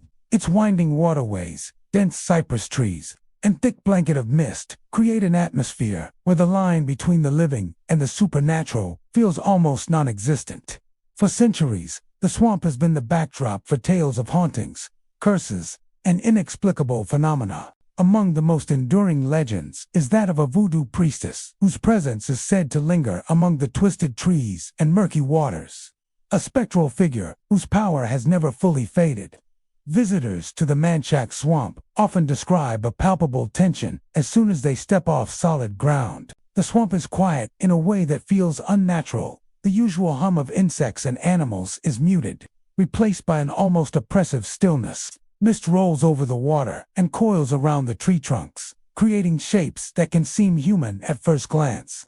Many who traverse the swamp report hearing ghostly cries echoing through the fog, sounds that rise and fall with no discernible source, chilling the spine of anyone who dares to venture further.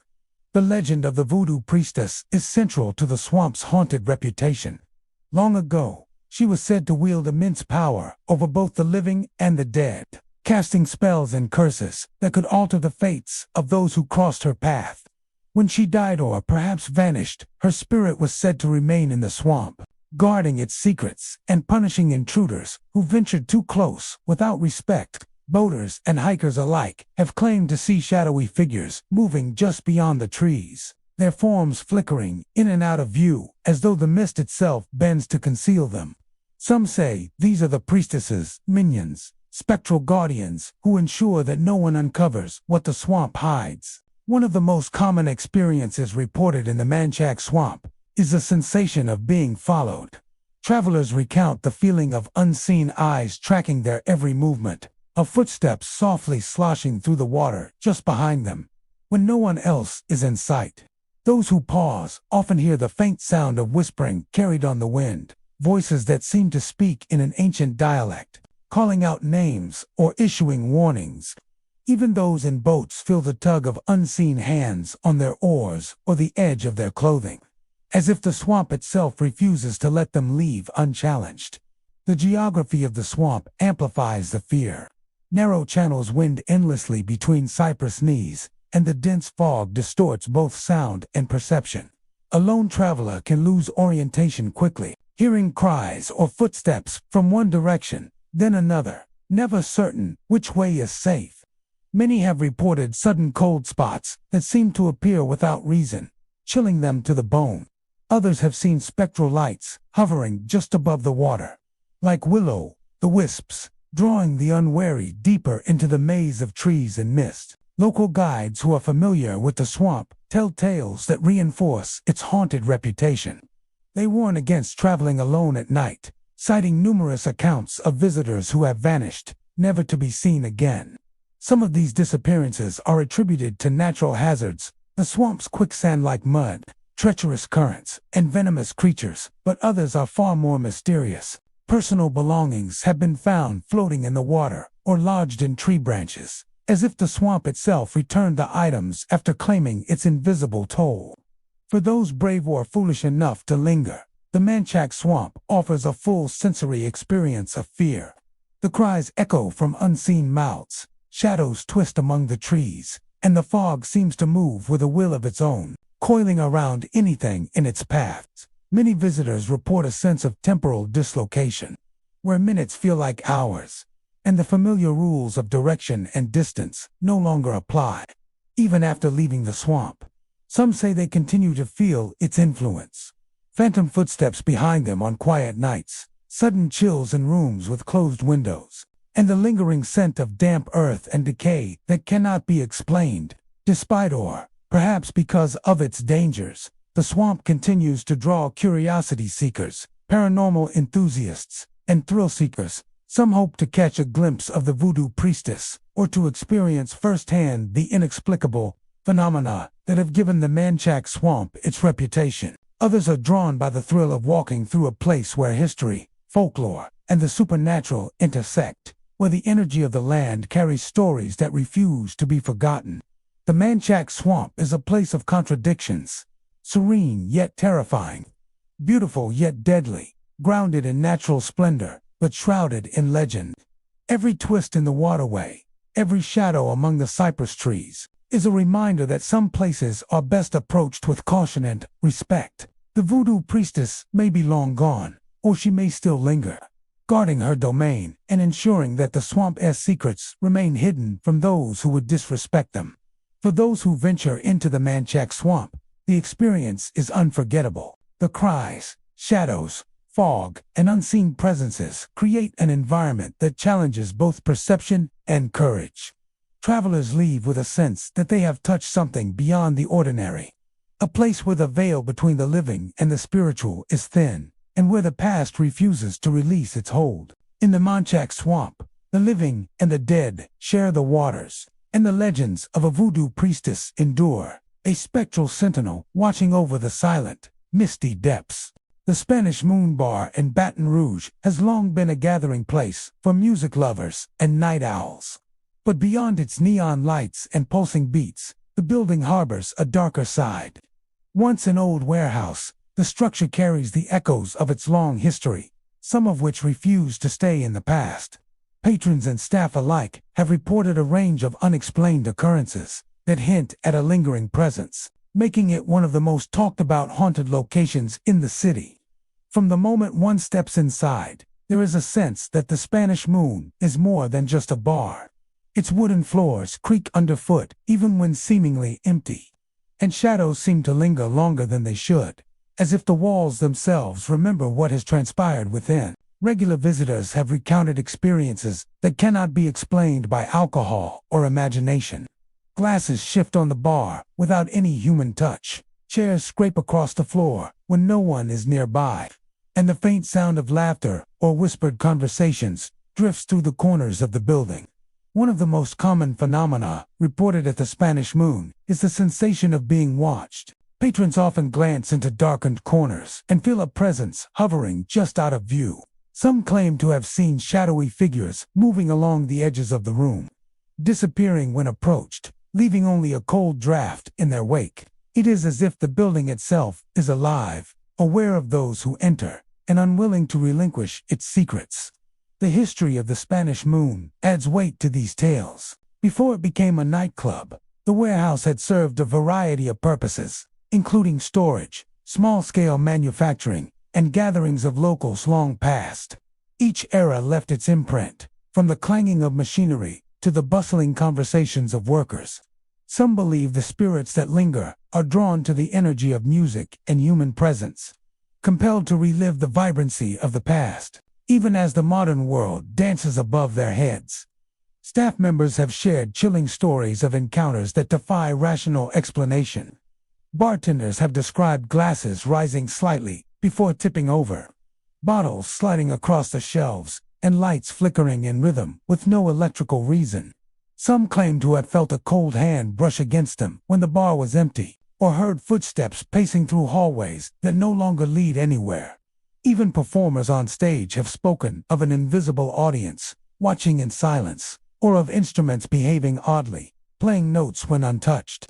Regular patrons often speak of the most unsettling moments happening late at night, when the music has quieted and only a few remain. The echo of a bass drum or a snare can sound distorted, like it comes from nowhere, and a sudden chill sweeps through the room.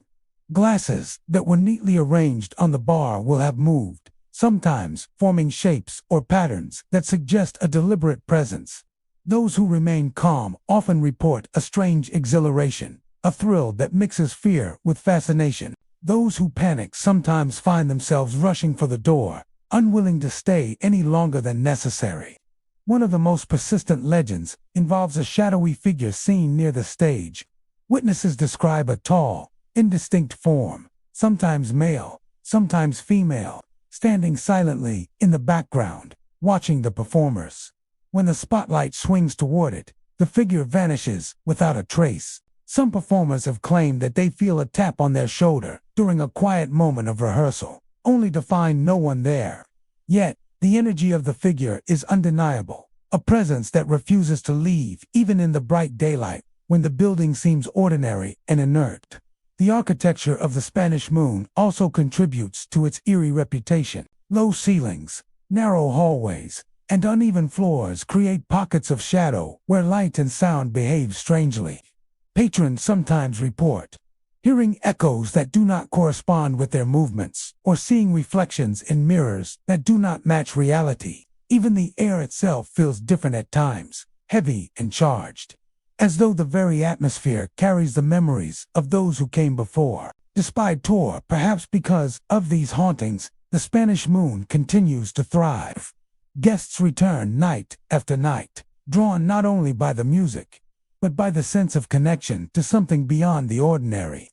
There is a thrill in feeling watched by unseen eyes, in witnessing objects move on their own, or in hearing whispers just out of reach. It is as if the past and present coexist in a delicate, almost tangible balance, where the living and the spectral mingle over a shared love of music and revelry. The legends surrounding the Spanish Moon also serve as a cautionary tale. Respect the history of a place, and you may leave unscathed. Those who act recklessly, mocking the unknown or disturbing objects for sport, often report more aggressive manifestations, louder noises, heavier footsteps, and even sudden gusts of cold air that push them from one room to another. Locals warn that the spirits here are not malevolent in the sense of wanting harm, but they are vigilant, protective of their space, and drawn to the energy of the living. At the Spanish Moon Bar, the atmosphere is always charged with a strange blend of celebration and unease. Patrons dance to live bands, enjoy drinks with friends, and laugh at the carefree revelry. Yet beneath the surface, shadows flit along the edges of vision. Figures watch silently from corners. Glasses move as if lifted by invisible hands, and the air carries the faint scent of tobacco and spirits from decades past. It is this coexistence of the living and the spectral that gives the Spanish Moon its enduring mystique. Visitors leave with stories to tell of unexplained noises, shadowy figures, and brushes with the unseen. They speak of moments that make the hair on the back of their necks stand up, yet also thrill them with a sense of the extraordinary. The Spanish Moon Bar is not just a place to drink and dance. It is a threshold, a connection to the echoes of history, a reminder that even in a world of bright lights and loud music, The past never truly leaves, and the living are never truly alone. The Derrida Gothic Jail, standing solemnly in the heart of Derrida, Louisiana, is a monument to a darker side of history. Its imposing stone walls and pointed arches give it a foreboding presence, a structure built not merely to confine, but to instill fear. Inside, the echoes of the past linger, and for those who dare to enter after dark, the atmosphere is thick, with more than just a scent of aged stone and rusted iron. It is heavy with the remnants of suffering and despair. Originally constructed in the early 20th century, the jail housed criminals, debtors, and the occasional unfortunate soul swept up by the strict justice system of the era. While the architecture is undeniably striking, with its Gothic arches, narrow corridors, and small barred windows, it is the history that has given the building its eerie reputation. Within these walls, countless prisoners faced harsh conditions, some meeting violent or untimely deaths. And according to local legend, many of these souls never truly left. Visitors and paranormal investigators alike have reported experiences that defy rational explanation. One of the most common phenomena is a sudden, chilling drop in temperature. Tourists who wander the hallways late at night often feel an invisible weight pressing on their shoulders, a cold that seeps into their bones despite the summer heat outside. This unnatural chill is accompanied in many accounts by the sound of chains clanking, echoing through empty corridors as though prisoners were pacing restlessly in the darkness.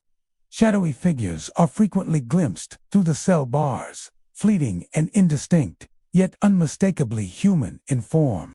Some describe a man in tattered clothing, his features obscured by darkness, standing silently in the corner of a cell before vanishing when approached. Others have reported multiple figure shapes, shifting in unison, appearing and disappearing as if trapped in a loop of the final moments of their lives. For some, the sightings are accompanied by low, mournful moans, cries of anguish that seem to emanate from the very walls themselves. The jail's solitary confinement cells are particularly notorious. Visitors describe a suffocating sense of isolation when standing near them, as if the air itself is dense with memories of torment. Some have felt phantom touches or the brush of cold hands against their arms, unaccompanied by any visible presence. Others report hearing faint whispers, names being called, or pleas for mercy that fade as soon as one tries to focus on them. Even the most skeptical of investigators are often unnerved by the oppressive energy that fills the building. Lights flicker without cause, doors that should be securely locked creak open, and shadows move independently of any source. Cameras sometimes fail inexplicably, and audio recordings capture voices that are not present when the devices are checked. Locals insist that the jail is a living memory of the suffering it contained, a place where the echoes of pain cannot be silenced. Some of the more chilling stories involve encounters that feel disturbingly physical. Guests have described the sensation of being pushed down narrow hallways or caught by unseen hands. Objects left in cells or on benches have been found displaced in ways that suggest deliberate movement. Even photographs taken within the jail sometimes reveal indistinct shapes or faces, hovering near the bars, figures that were not visible to the naked eye at the time the photo was taken. The Derrida Gothic jail's architecture seems almost to amplify these experiences. The high ceilings and long, narrow corridors create natural acoustics that carry and distort sound, making the faintest noises echo as though multiplied. Shadows gather in corners and alcoves, and the interplay of light and darkness lends a shifting, surreal quality to the building's interior. Even in daylight, the atmosphere is heavy, but at night, the combination of history and darkness transforms the jail into a threshold between the living and the restless dead. Locals often warn visitors to treat the building with respect. The spirits within are not thought to be malicious in the traditional sense. They do not seek to harm indiscriminately, but they are restless. Their energy charged with the memories of injustice and suffering. Disrespectful behavior or careless intrusion is said to provoke stronger manifestations, such as doors slamming, objects being thrown, or the more direct sensation of being physically nudged or grabbed. Despite its grim reputation, The Derrida Gothic Jail draws both tourists and paranormal enthusiasts, each eager to witness firsthand what so many have reported. For some, it is a historical curiosity, a glimpse into the conditions and justice of a bygone era. For others, it is a place of genuine fear and fascination, a location where the veil between past and present feels thin. Every visitor leaves with stories of chills that won't fade, whispers in empty halls, and shadows that seem to watch and follow. In many ways, the jail is a mirror of human history, reflecting both the cruelty and endurance of those who lived within its walls. The clanking chains, the cold drafts, and the fleeting apparitions serve as reminders that suffering leaves an imprint, and that some souls, denied peace in life, may continue to walk the corridors long after their bodies have decayed. The Derrida Gothic Jail is more than a historical site, it is a living monument to the past, an intersection of memory and spirit, where the living can feel the weight of history in every step. For those willing to enter its shadowed halls, the experience is unforgettable. The building's power is subtle, yet undeniable. A low vibration beneath your feet, a whisper brushing the ear, or the sudden awareness that you are not alone. It is a place that demands respect, patience, and courage, where every creaking floorboard and shifting shadow is a testament to lives lived, lost, and forever remembered. The old Absinthe House, nestled in the heart of New Orleans' French Quarter, is one of the city's most iconic bars. Established in the early 1800s, it has served countless patrons, from revelers seeking the intoxicating allure of absinthe to writers, musicians, and tourists drawn to its storied past. But beyond its reputation for strong drinks and lively conversation, the building harbors a darker, more spectral history, one that continues to captivate those who enter its doors. Step inside, and the ambience immediately transports you to another era. The wood-paneled walls, the gleaming brass fixtures, and the dim, amber lighting create an atmosphere that feels simultaneously warm and unsettling. While the air carries the familiar scent of liquor, some claim there is another aroma lurking beneath it, the faint trace of cigar smoke and perfume from patrons long gone. Many visitors report an inexplicable chill, a cold spot that seems to follow them from the entrance toward the back bar, as if the spirits themselves are welcoming or perhaps warning the living. Among the most persistent apparitions is a man in a tall top hat, his clothing unmistakably from the 19th century. Patrons often see him pacing slowly along the polished floors, glass in hand, as if lingering over a drink he never finished. He moves silently, yet his presence is unmistakable, accompanied by the subtle creak of floorboards that no one else seems to step on. When approached, he vanishes as suddenly as he appeared, leaving a sense of awe and sometimes dread in those who witnessed him. The bar itself seems to have a life of its own. Glasses sometimes rattle for no apparent reason, tipping slightly on the shelves before righting themselves. Chairs shift as though someone had been sitting in them, and the faint clinking of silverware can be heard in the early hours when no staff are present. Some claim to feel gentle brushes on their arms or shoulders, like the unseen hand of a patron long gone, reminding them that they are not alone in the space. The old Absinthe House has also been known to host auditory phenomena. Ghostly whispers are often reported, murmurs in French or English, that seem to flit through the bar and around the tables. Occasionally, these whispers coalesce into what sounds like fragmented conversations, snippets of laughter, clinking glasses, or the polite yet urgent tones of 19th century bar etiquette. A few visitors claim they can hear the faint strains of old jazz or the melancholy notes of a piano from a room that no longer houses one. Staff members, too, recount eerie experiences. Bartenders have found bottles repositioned or taps slightly turned, with no logical explanation. They speak of glasses on the counter filling mysteriously or spirits tipping over bottles just enough to make a subtle sound. During quiet nights, some have described seeing fleeting shadows flitting between the tables, moving with deliberate purpose, as if engaging in routines preserved from another time. Several legends circulate among the locals about the origins of the hauntings. Some suggest the top-headed man was a wealthy patron who frequented the bar and died unexpectedly on the premises, never able to leave his beloved drink behind. Others speak of the bar as a meeting place for clandestine gatherings during the 19th century socialites, artists, and gamblers whose secrets linger still, bound to the walls and floors of the Absinthe House. Whatever the truth, the stories add layers of intrigue, blurring the lines between history and the paranormal. Visitors often report feeling a strange blend of emotions, excitement, nostalgia, and unease while in the bar. The atmosphere seems to heighten the senses, making sounds sharper, shadows deeper, and the presence of unseen figures more immediate. Some brave souls venture alone, hoping for a glimpse of the bar's spectral patrons, while others stick to groups, sharing the thrill of whispered footsteps and the occasional chill that passes through their midsection like a phantom's hand. Many visitors have taken pictures of empty chairs and flowing dresses. Others report flashes of light or reflections in mirrors that show more than the physical bar itself. These unexplained images continue to fuel the lore surrounding the old Absinthe House, making it a must-visit destination for those intrigued by both history and hauntings.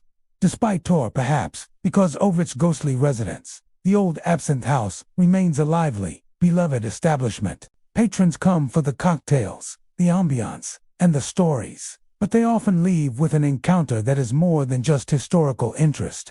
It is a place where the living and the dead intersect, where the spirits of the past mingle with the laughter and chatter of the present. Walking out into the French Quarter after a visit, many report a lingering sensation, a subtle awareness that the top-headed man might still be observing from some unseen corner, waiting for the next patron to step inside. The old Absinthe House is more than a bar. It is a living museum of both history and hauntings, a location where every creak, whisper, and shadow tells a story of lives once lived and spirits unwilling or unable to depart. In the end, the old Absinthe House offers a singular experience, the blending of New Orleans' rich history with the enduring presence of those who never truly left. Patrons and staff alike agree that while the drinks are unforgettable, it is the encounters with the spectral patrons, the top-hatted man, and the whispered echoes that make the old Absinthe House a truly haunting and memorable landmark in the French Quarter. Oak Alley Plantation, with its iconic canopy of 28 live oaks stretching like sentinels toward the Mississippi River, stands as a symbol of antebellum elegance in Vacherie, Louisiana.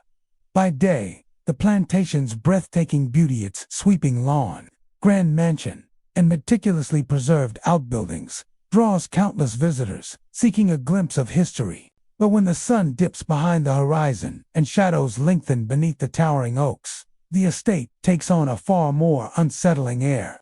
Beneath its grandeur, Oak Alley carries the echoes of a darker past, and many claim that the spirits of those who lived and labored there refuse to rest.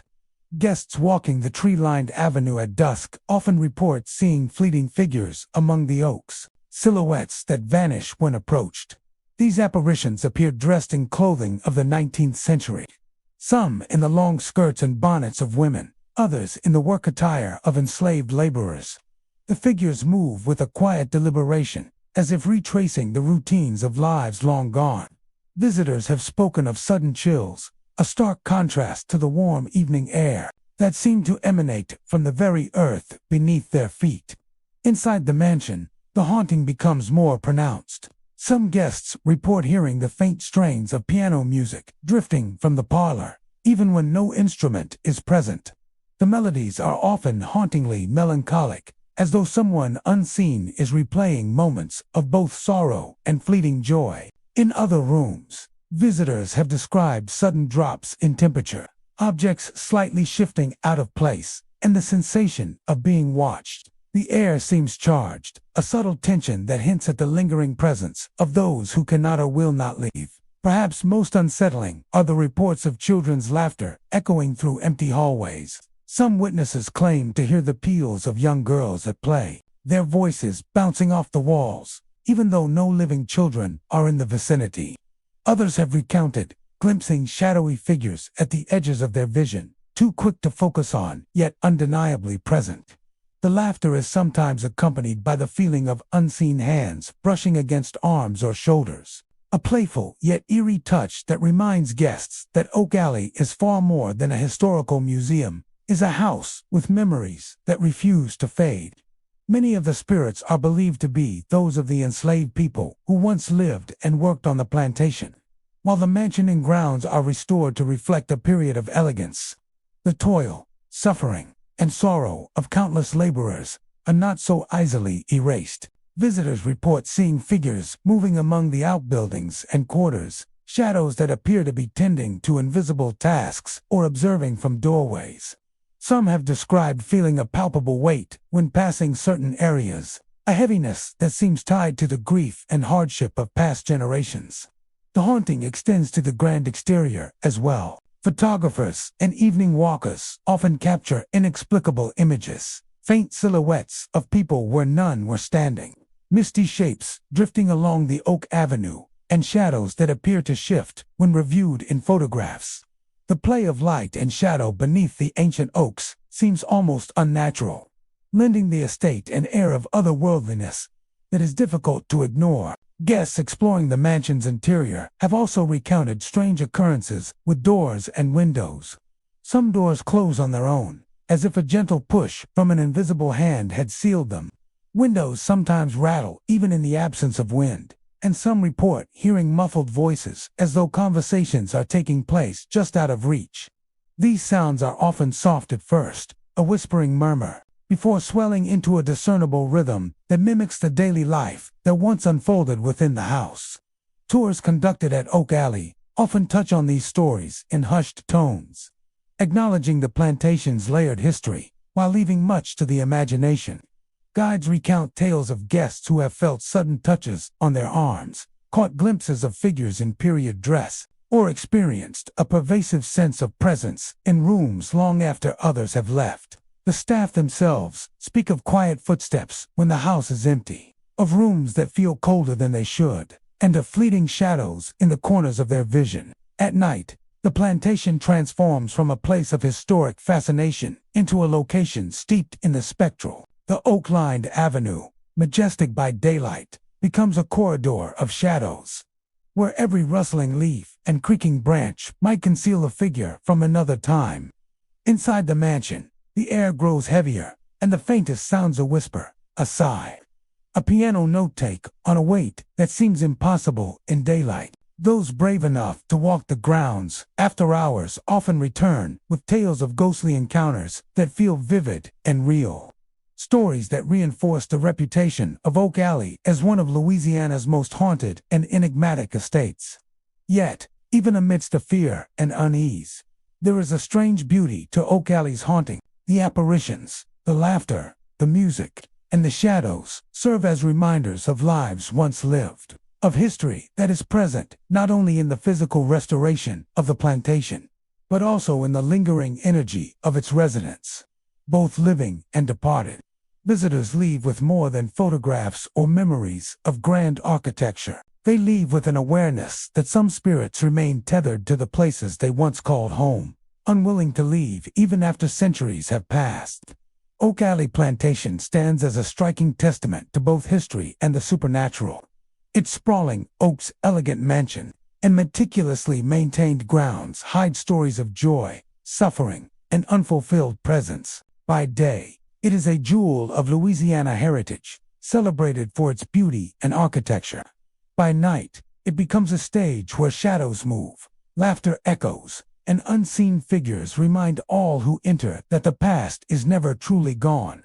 The plantation's grandeur is inseparable from the weight of its history, and its restless spirits ensure that every visitor experiences the haunting beauty of Oak Alley in a deeply personal and unforgettable way. The Ursuline Convent in New Orleans stands as a silent testament to centuries of faith, discipline, and quiet devotion.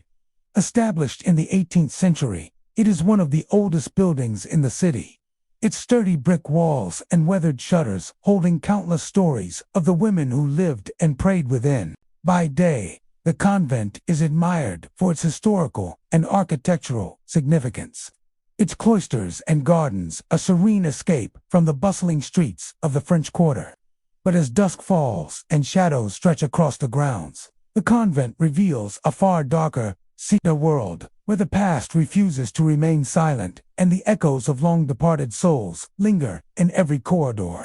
Visitors to the Ursuline convent often speak of an unusual energy that permeates the building. Even on warm days, a chill seems to hang in certain rooms, a sudden drop in temperature that feels almost intentional. Many of these sensations are reported near the attic, a space long closed to the public, where the small, shuttered windows reveal nothing but darkness. Witnesses claim to see fleeting shapes behind the glass, shadowy figures that vanish when approached, leaving only the impression of movement where there should be none. Among the most persistent stories is that of a young nun who vanished mysteriously decades ago. Little is known about her fate, and the details surrounding her disappearance remain shrouded in mystery. Yet her presence is said to linger, moving silently through the convent's halls. Those who walk the corridors alone, after hours, report feeling the sensation of being watched, as though invisible eyes are following their every step. Some have described hearing the faint shuffle of footsteps behind them, only to turn and find empty hallways stretching in both directions. Others have felt a soft brush against their shoulders or arms, a gentle but unmistakable touch that leaves an unshakable sense of unease. The convent's chapel, a space of worship and reflection by day, becomes a place of whispers and subtle disturbances by night. Guests recount hearing soft voices speaking in Latin, conversations that cannot be traced to any visible speaker. The echoes are faint at first, like the murmur of a distant congregation, but they can grow insistent, murmuring in rhythms that mimic the cadence of prayer. Some who kneel at the pews report feeling cold drafts sweeping across their shoulders, as if unseen hands are brushing over them, guiding them, or perhaps warning them. Candles, once lit, are said to flicker and dim in inexplicable patterns, their flames bending toward empty corners of the chapel, as if acknowledging the presence of unseen eyes. In the hallways, portraits of long-deceased nuns and abbesses seem to follow visitors with their gaze. Tour guides and staff have reported seeing figures move past these paintings in the periphery of their vision, only to disappear when directly observed. The convent's corridors, lined with aged wooden doors and polished floors, sometimes echo with the sounds of whispers, soft footsteps, and the rustle of skirts, even when the building is empty. Guests report a feeling of oppressive stillness, punctuated by sudden chills that seem to emanate from nowhere, leaving an awareness that the convent's past is alive in subtle, unnerving ways. Some paranormal enthusiasts believe that the Ursuline convent is a repository of layered spiritswomen who lived, prayed, and died within its walls, each leaving a fragment of their energy behind. The vanished nun may be the most prominent, but many small occurrences, moving shadows, whispering voices, cold drafts, suggest that countless other presences remain. Even in areas open to the public, a faint sense of tension lingers, a reminder that the convent's history is not entirely at rest. Visitors exploring the convent often share experiences that defy explanation. Some have felt a soft hand rest on their shoulder while standing near the locked attic door, only to find no one there when they turn. Others report hearing the delicate sound of footsteps climbing the staircase, echoing along halls that should be empty. Occasionally, the muted creak of a door or the distant flutter of fabric can be heard, as if a figure in a habit is moving silently through the corridors.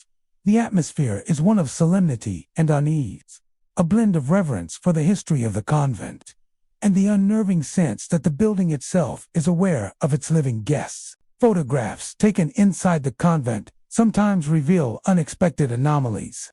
Some visitors claim that the figures resemble the silhouette of a nun, hooded and standing quietly in the distance. Whether these are trick-of-the-eye effects or evidence of lingering spirits, the experiences leave a lasting impression, adding a layer of mystery to the convent's centuries-old walls. Despite its serene gardens and impressive architecture, the Ursuline convent is a place where history, devotion, and the supernatural converge. Its walls are witnesses to centuries of life, death, and devotion, and its energy quiet, solemn, and sometimes chilling ensures that those who enter sense the weight of what came before. The stories of shadowy figures, the vanished young nun, and unexplained occurrences in the chapel and corridors have become an inseparable part of the convent's legacy. For those who visit, the Ursuline Convent is more than a historical landmark. It is a place where the past reaches out from behind locked doors and shuttered windows, a space where whispers echo in the night, and where unseen hands brush lightly across the pews and hallways. The convent's serene exterior masks a haunting presence, one that lingers silently, watching, listening, and reminding all who enter that some spirits never truly leave. Myrtles Plantation, located along the scenic banks of the Mississippi River in Darrow, Louisiana, is widely celebrated for its breathtaking gardens, grand architecture, and rich Southern history. Built in the 18th century, the plantation has seen generations of wealth, family life, and the profound hardships that accompanied the era of slavery in the American South. Today, it stands as a symbol of elegance, a place where visitors marvel at perfectly manicured gardens, grandiose columns, and the soft reflections of the river in its stately surroundings. Yet beneath the beauty lies a layer of history steeped in sorrow. And countless guests have reported experiences suggesting that the past is far from silent. Visitors to Myrtles House often remark on the strange, almost electric feeling that pervades the property, particularly in the evening hours. Even when the plantation is quiet and the sun has dipped below the horizon, there is a sense that the grounds are not entirely empty. Some guests have reported seeing figures flitting through the garden's children, some say, dressed in clothing from centuries past, chasing one another, or playing games that seem eerily out of place. These apparitions often vanish the moment anyone attempts to approach, leaving only the sound of laughter lingering in the air. The playfulness is unsettling. The voices are innocent yet ghostly, a reminder of lives that once filled the plantation with energy, but were abruptly silenced. Inside the mansion, Myrtles House holds its own share of mysteries. Guests have claimed to hear the soft strains of piano music echoing from rooms that are permanently sealed. The melody is often faint, sometimes melancholy, and always seems to float from a specific location, perhaps the grand parlor or a long-abandoned sitting room. Some have suggested the music comes from a child or young musician who once lived on the plantation, lingering in the world of the living through the emotional imprint of their life. Others describe the feeling of being watched in hallways where no one should be present, a subtle pressure or unease that cannot be explained by creaking floorboards or the old mansion's natural acoustics. The gardens, often the focal point of tours, seem to harbor their own supernatural energy. Guests and staff alike have reported sudden cold spots in areas that are otherwise sunny and warm. Shadowy figures are seen darting between rows of azaleas, disappearing behind fountains or garden statuary. At dusk, the air sometimes carries the faint scent of flowers that are not in bloom, or the echo of footsteps along the cobblestone paths when no one else is present. Some visitors have recounted seeing the fleeting image of a young girl or boy sitting under a tree, only for the space to be empty a moment later. It is as though the plantation's past has been folded into the present, leaving behind traces of the people who once walked these grounds. Many stories speak not only of playful spirits, but also of sorrow and loss. The plantation, like so many in the South, is tied to a history of hardship and human suffering. Some guests feel an inexplicable heaviness when exploring certain areas, particularly near the older sections of the house or the outskirts of the gardens. There is a pervasive sense that these locations carry memories, echoes of grief and longing that have not dissipated with time. Guides occasionally warn visitors to be respectful, suggesting that the spirits here are sensitive and that disregard for the mansion or its grounds may provoke stronger manifestations. Late-night visitors have described seeing figures on balconies, glimpsed through the windows, standing silently and watching as if observing the living from a distance. Others have experienced subtle touches on the shoulder, the feeling of being brushed past by an unseen presence, or the faint sound of whispered names just beyond hearing. Staff members report that even during empty evenings, Lights flicker inexplicably. Doors creak open without cause, and cold drafts sweep through rooms that should be sealed tight. Every experience, though fleeting, leaves a lasting impression on those who witness it. Photographs taken on the property sometimes reveal anomalies, blurred shapes, faint silhouettes, or misty figures near garden walkways or in doorways. While skeptics attribute these to shadows, reflections, or camera artifacts, many visitors are convinced these are glimpses of the lingering spirits who have made Huma's house their eternal home. These images serve as eerie reminders that beauty and sorrow coexist on the plantation. Where the living see gardens and grandeur, the past sees memory, loss, and unresolved presence. Huma's house is a place where history, elegance, and the supernatural intertwine. Its carefully curated grounds and stately mansion offer a glimpse into the grandeur of the Southern aristocracy. While the stories of children's laughter, phantom music, and shadowy figures remind all who visit that the past is never truly gone, and memories, they carry a sense of connection to a history that is as haunting as it is beautiful. The spirits of Huma's house linger quietly among the gardens and corridors, observing, playing, and sometimes reaching out to the living, offering a reminder that sorrow, once rooted deeply, may never fully leave. Even as modern tours and events bring life to the plantation, the energy of those long gone remains. Visitors tread softly, feeling the brush of unseen hands, the echoes of laughter, and the faint strains of piano notes that drift through empty halls. Huma's house plantation stands as a testament to both the elegance of its past and the lingering presence of its history. A place where beauty and sorrow are intertwined, and the spirits of yesterday refuse to depart. The Lake Pontchartrain Causeway, stretching more than 24 miles over the vast waters of Lake Pontchartrain, is an engineering marvel by day, but as night falls, it transforms into a corridor of chilling tales. Locals and travelers alike have long whispered about the supernatural occurrences that seem to linger along the endless bridge. Driving across it in daylight offers nothing more than the shimmer of water and the faint hum of traffic.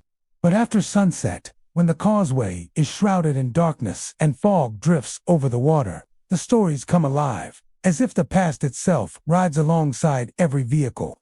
Many who travel the causeway after dark report sudden, inexplicable chills, moments when the air inside the car grows icy despite the heater running. Some feel as though they are being watched, even when the road is empty and the water stretches endlessly on either side. The sensation is often accompanied by glimpses of figures in the corner of the eye, shadowy silhouettes that seem to stand on the bridge's railings, motionless, yet impossible to ignore. When drivers attempt to focus on these shapes, they vanish without a trace, leaving only an uneasy silence and a rising sense of dread. Perhaps the most enduring legend is that of the phantom hitchhiker. Motorists tell of a young woman appearing suddenly along the causeway's narrow shoulders. She is often dressed in clothes reminiscent of decades. Past a pale dress or a dark coat hand, she waits silently as cars pass.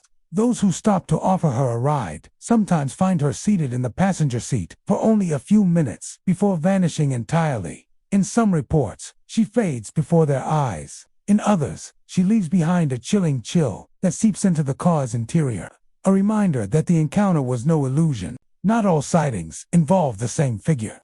Some drivers claim to see a man in dark, wet clothing, standing at the edge of the causeway, staring out over the black waters. His presence is unnerving, but when approached, he disappears, leaving the road empty once more. Others speak of a pair of children appearing briefly, laughing and pointing at the lake as though beckoning drivers toward the water. These stories, passed down for generations, paint a picture of restless spirits bound to the causeway, perhaps victims of accidents or drownings, lingering between the living and the beyond. The causeway itself has a long and tragic history.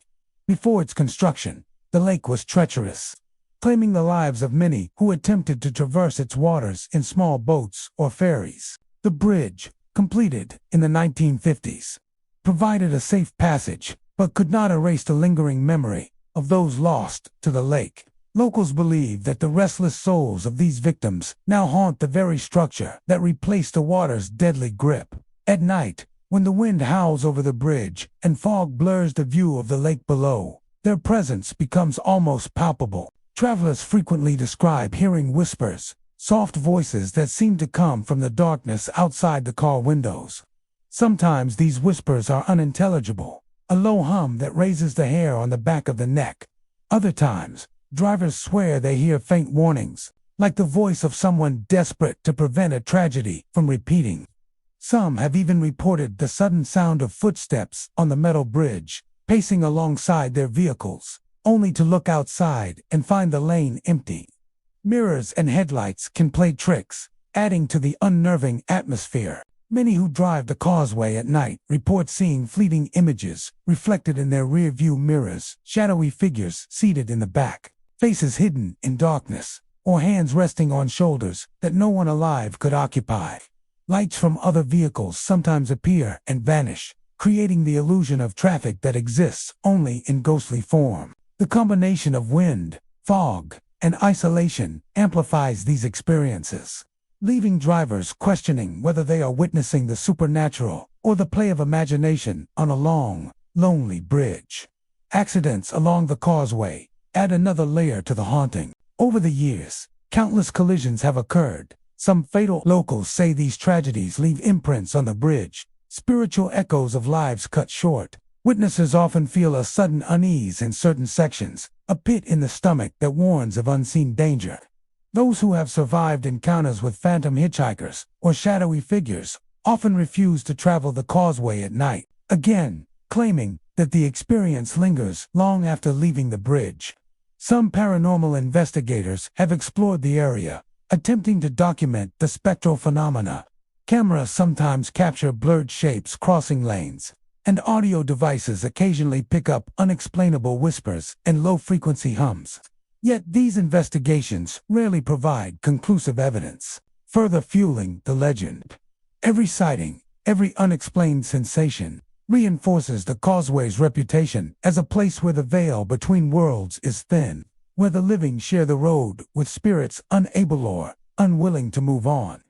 Driving the Lake Pontchartrain Causeway after dark is an experience unlike any other. The long stretch over dark waters, the isolation of the road, and the occasional apparition create a setting where fear and fascination intertwine. Whether it is a phantom hitchhiker, shadowy figures, or the echoes of the past, the causeway reminds all travelers that some places carry the weight of history and tragedy, and that spirits can linger in the most unexpected spaces. The stories of the Lake Pontchartrain Causeway endure, passed along by those who have experienced the eerie presence firsthand.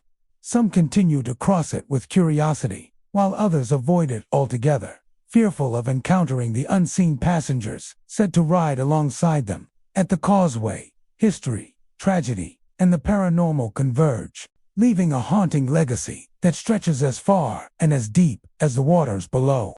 Metairie Cemetery, nestled in the heart of New Orleans, is one of the city's most hauntingly beautiful landmarks. Unlike the crowded, above-ground tombs of the French Quarter, Metairie sprawls across acres of meticulously landscaped grounds, dotted with towering monuments, ornate mausoleums, and statues that seem to watch over the dead with solemn, stone eyes. By day, it is a place of quiet reflection and architectural marvels. But as the sun dips below the horizon, the cemetery takes on an entirely different character, one that whispers of lingering spirits and unresolved stories. Visitors often speak of a distinct change in the air when night falls. A thick, almost tangible stillness settles between the rows of monuments, and a chill seems to creep into the bones of anyone walking the winding paths. Footsteps echo unnaturally in the darkness, though no other living person is near. Some claim that the gravel crunches under phantom feet, accompanied by soft murmurs that vanish when they turn to investigate. It is as if the cemetery itself is alive, observing and responding to every movement. One of the most frequently reported phenomena involves shadowy figures moving among the mausoleums. Witnesses describe them as human-shaped silhouettes, often dressed in clothing from decades past. They glide silently between the tombs, pausing to linger near a grave or a statue before fading into the darkness. Some appear to be mourners, their postures bowed as if in grief, while others seemed to watch visitors with a quiet intensity, their faces hidden in shadow. These apparitions are not always stationary. Several witnesses have reported feeling followed, as though unseen eyes track their every step through the labyrinthine grounds. Gravestones and monuments themselves seem to harbor their own mysteries. Many visitors have sworn that certain statues and headstones subtly shift when unobserved, an arm angled slightly differently, a figure that seems closer than it was moments before. Some report hearing stones scraping against stone, or the faint sound of metal locks rattling in abandoned crypts. These small, almost imperceptible movements contribute to a growing sense that the cemetery is more than a resting place. It is a stage upon which spirits enact rituals known only to themselves. Among the cemetery's most chilling tales is that of the Silent Sentinel, a tall figure that purportedly appears near the central avenue on moonless nights. Witnesses describe a man in a long coat, face obscured, standing motionless as if guarding the path.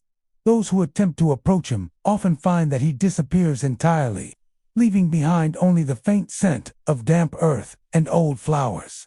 Some say he is the spirit of a caretaker from the cemetery's early days, forever bound to his duties, watching over the resting places of both the famous and the forgotten.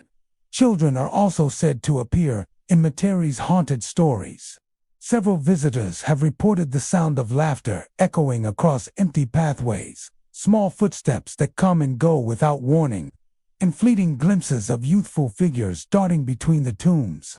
These apparitions are usually fleeting, disappearing as quickly as they appear, but they leave a lingering sense of unease, as though the cemetery remembers every life and every death, no matter how brief. In addition to visual phenomena, many people experience physical sensations that defy explanation. A sudden drop in temperature can chill visitors to the bone, even on a warm summer night. Hands and shoulders feel brushed by unseen presences, and a strange heaviness sometimes settles over those walking certain avenues. Some have reported their cameras malfunctioning, with batteries draining inexplicably or lenses fogging in areas where the air is otherwise dry. These occurrences create an unsettling environment where every step feels watched, and every shadow could conceal more than darkness. Some of Metairie Cemetery's mausoleums are infamous for the spirits said to dwell within. Ornate family-owned crypts contain generations of the dead, and visitors have described faint whispers emanating from sealed doors. Doors sometimes creak open on their own, and the soft thud of falling objects can be heard from within, even when no one is inside. Some people claim to see faces peering from tiny windows carved into the crypt doors, only to vanish when they blink. The cumulative effect of these experiences has earned Metairie a reputation as one of New Orleans' most persistently haunted sites. Legends suggest that many of the spirits are tied to lives interrupted by tragedy. Stories of sudden deaths, lost children, and grief-stricken families linger in the air like mist. Locals often say that the cemetery remembers its history, that the stones retain the sorrow, joy, and fear of those interred within. Visitors sometimes leave offerings, flowers, coins, or handwritten notes in hopes of appeasing restless souls. Yet many report that the most active presences appear in places where no offerings have been left, as if the spirits themselves choose who may witness them.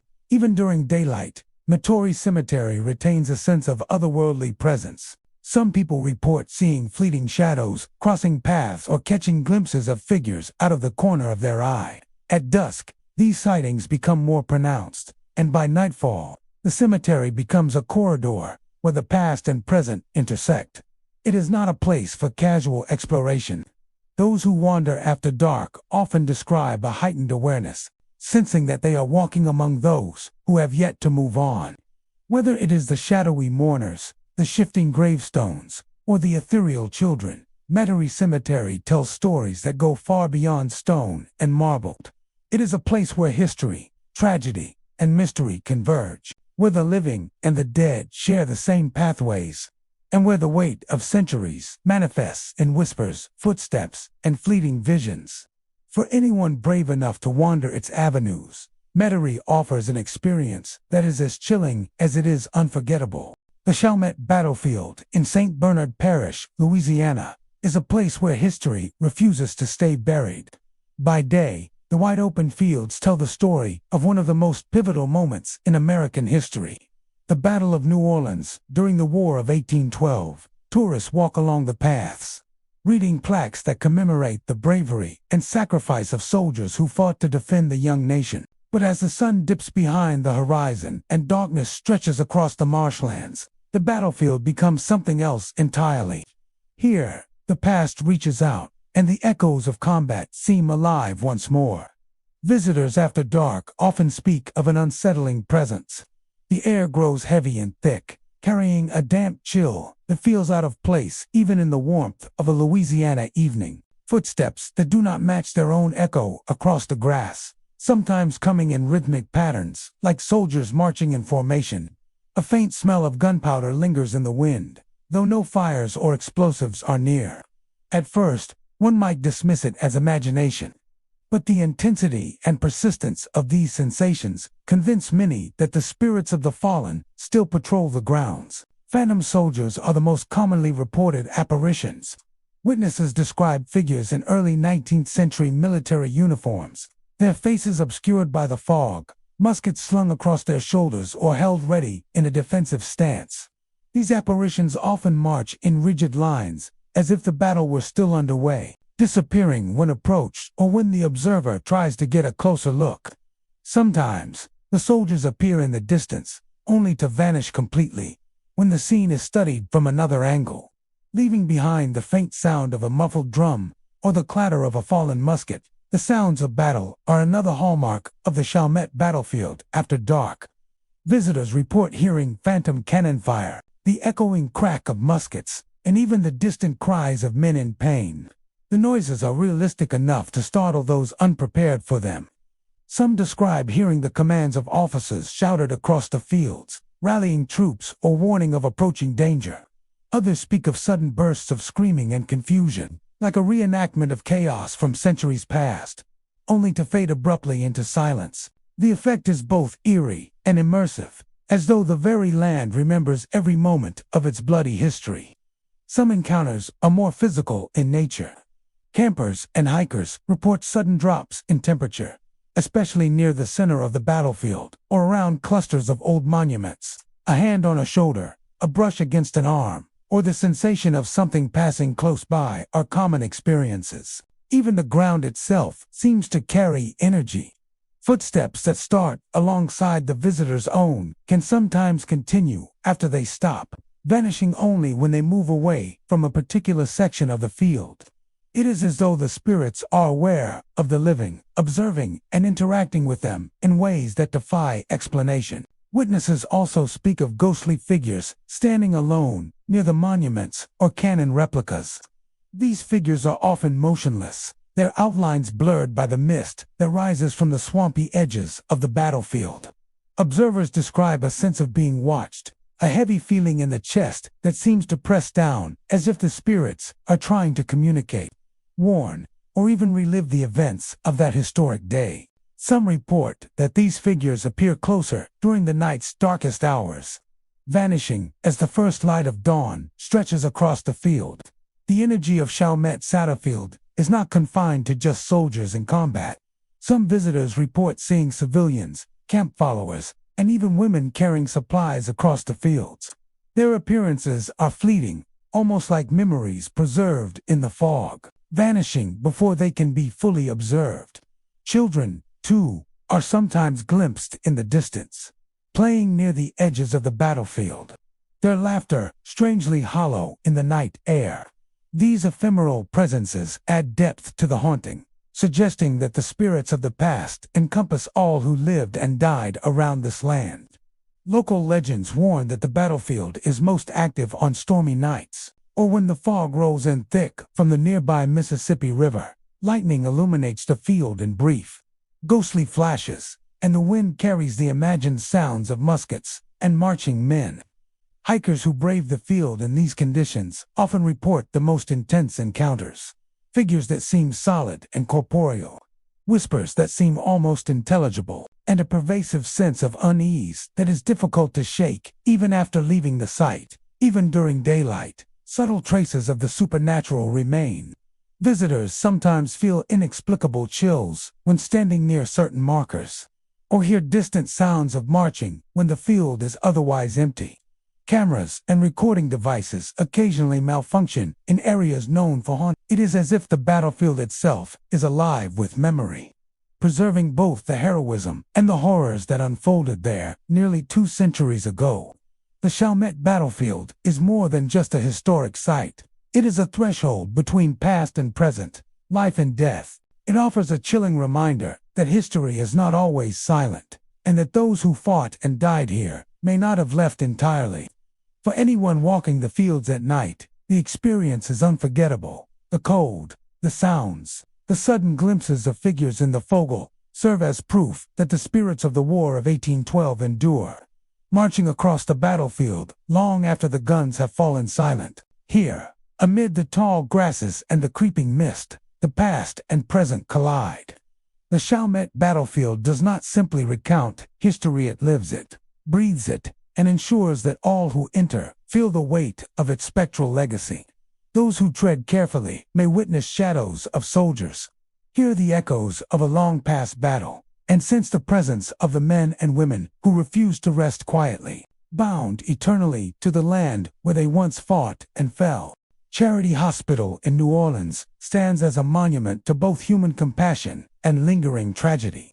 Founded in the 18th century, it once served as a beacon of hope for the sick and the poor, its halls bustling with the sounds of doctors, nurses, and patients seeking care. But today, the building sits abandoned, its windows boarded, its corridors dark and echoing. Yet, despite the silence, those who venture inside report that the energy of the past refuses to stay quiet. The hospital is alive with the whispers and shadows of its former inhabitants, and for many, Charity Hospital is as terrifying as it is historic. Visitors first notice a peculiar stillness upon entering the building, a weight that seems to press down on the chest and slow the heartbeat. The air is heavy with the faint metallic temps of old medicine, and a chill that has no natural source snakes through the hallways. Footsteps, slow and deliberate, are reported on the cracked tile floors.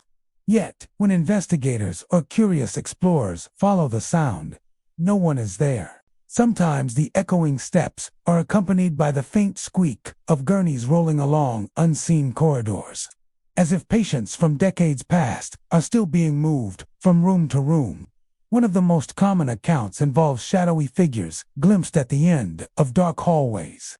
Visitors describe indistinct silhouettes of patients standing near their old beds, often vanishing when approached. Some witnesses report seeing a figure sit on the edge of a hospital bed, rocking slightly, only for the chair to fall silent and empty the moment someone steps closer. There is a pervasive sense that the spirits are caught in an eternal limbo, bound to the wards where their lives once lingered and where their suffering may have ended abruptly. The sounds within Charity Hospital are as chilling as its shadows. People report the faint beeping of old medical machines, long since decommissioned, interspersed with distant groans and murmurs. In some wards, it is as though a surgical procedure is ongoing. The clatter of instruments and hushed voices of doctors and nurses echoing through the emptiness. Visitors have described doors slamming on their own, drawers opening and closing, and the sudden rush of cold air that passes over them without warning. Some say it feels as though invisible hands are brushing against their shoulders, gently or firmly, depending on the presence's intent. Among the most unsettling reports are encounters in the pediatric wing. Visitors speak of hearing soft, playful laughter echoing in empty rooms, a sound that is both joyful and unnerving. Some claim to see small figures darting between beds, as if children who once depended on the hospital's care remained tethered to its halls. Others feel a chilling hand upon their arm or shoulder, as if the unseen child is reaching out for comfort or acknowledgement. It is a place where innocence and tragedy coexist, leaving an indelible mark on anyone who steps foot inside. The hospital's abandoned operating rooms are particularly notorious. Explorers often describe a feeling of being watched, an oppressive presence that grows heavier as one moves deeper into the surgical wing. Shadows flit across the walls, disappearing when directly looked at, and the echo of surgical instruments clinking, sliding, and occasionally falling permeates the air.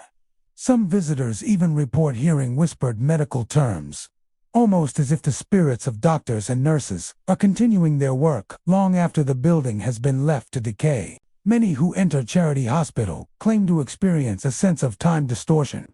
Hallways seem to stretch longer than physically possible. Rooms appear to shift in size or orientation, and the sense of direction can become disorienting. Some visitors report moments of déjà vu, as if the hospital itself is replaying events from decades past. This temporal oddity adds to the building's haunting, creating an environment where the line between the living and the dead becomes increasingly blurred. Even the most seasoned paranormal investigators have found Charity Hospital difficult to understand. Electronic equipment often malfunctions without explanation. MF detectors spike in isolated areas. Voice recorders capture indistinct whispers, and cameras sometimes reveal shadowy figures that vanish in seconds. The combination of auditory, visual, and tactile phenomena makes the hospital a prime location for those seeking to witness the supernatural. Yet it also carries a profound sense of unease that keeps many from staying long. Charity Hospital's history adds layers to its haunting. The building has weathered epidemics, disasters, and decades of overworked staff attempting to care for an endless stream of patients. Every illness, every death, and every desperate plea for help seems to have left a mark, embedding itself in the very walls.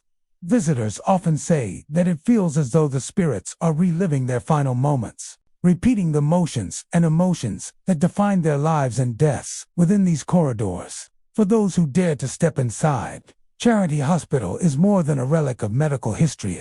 It's a realm where the past persists with vivid intensity.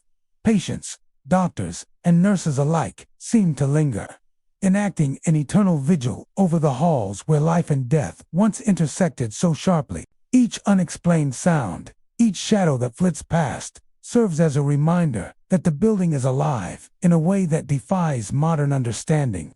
Charity Hospital stands as a testament to human struggle, compassion, and tragedy.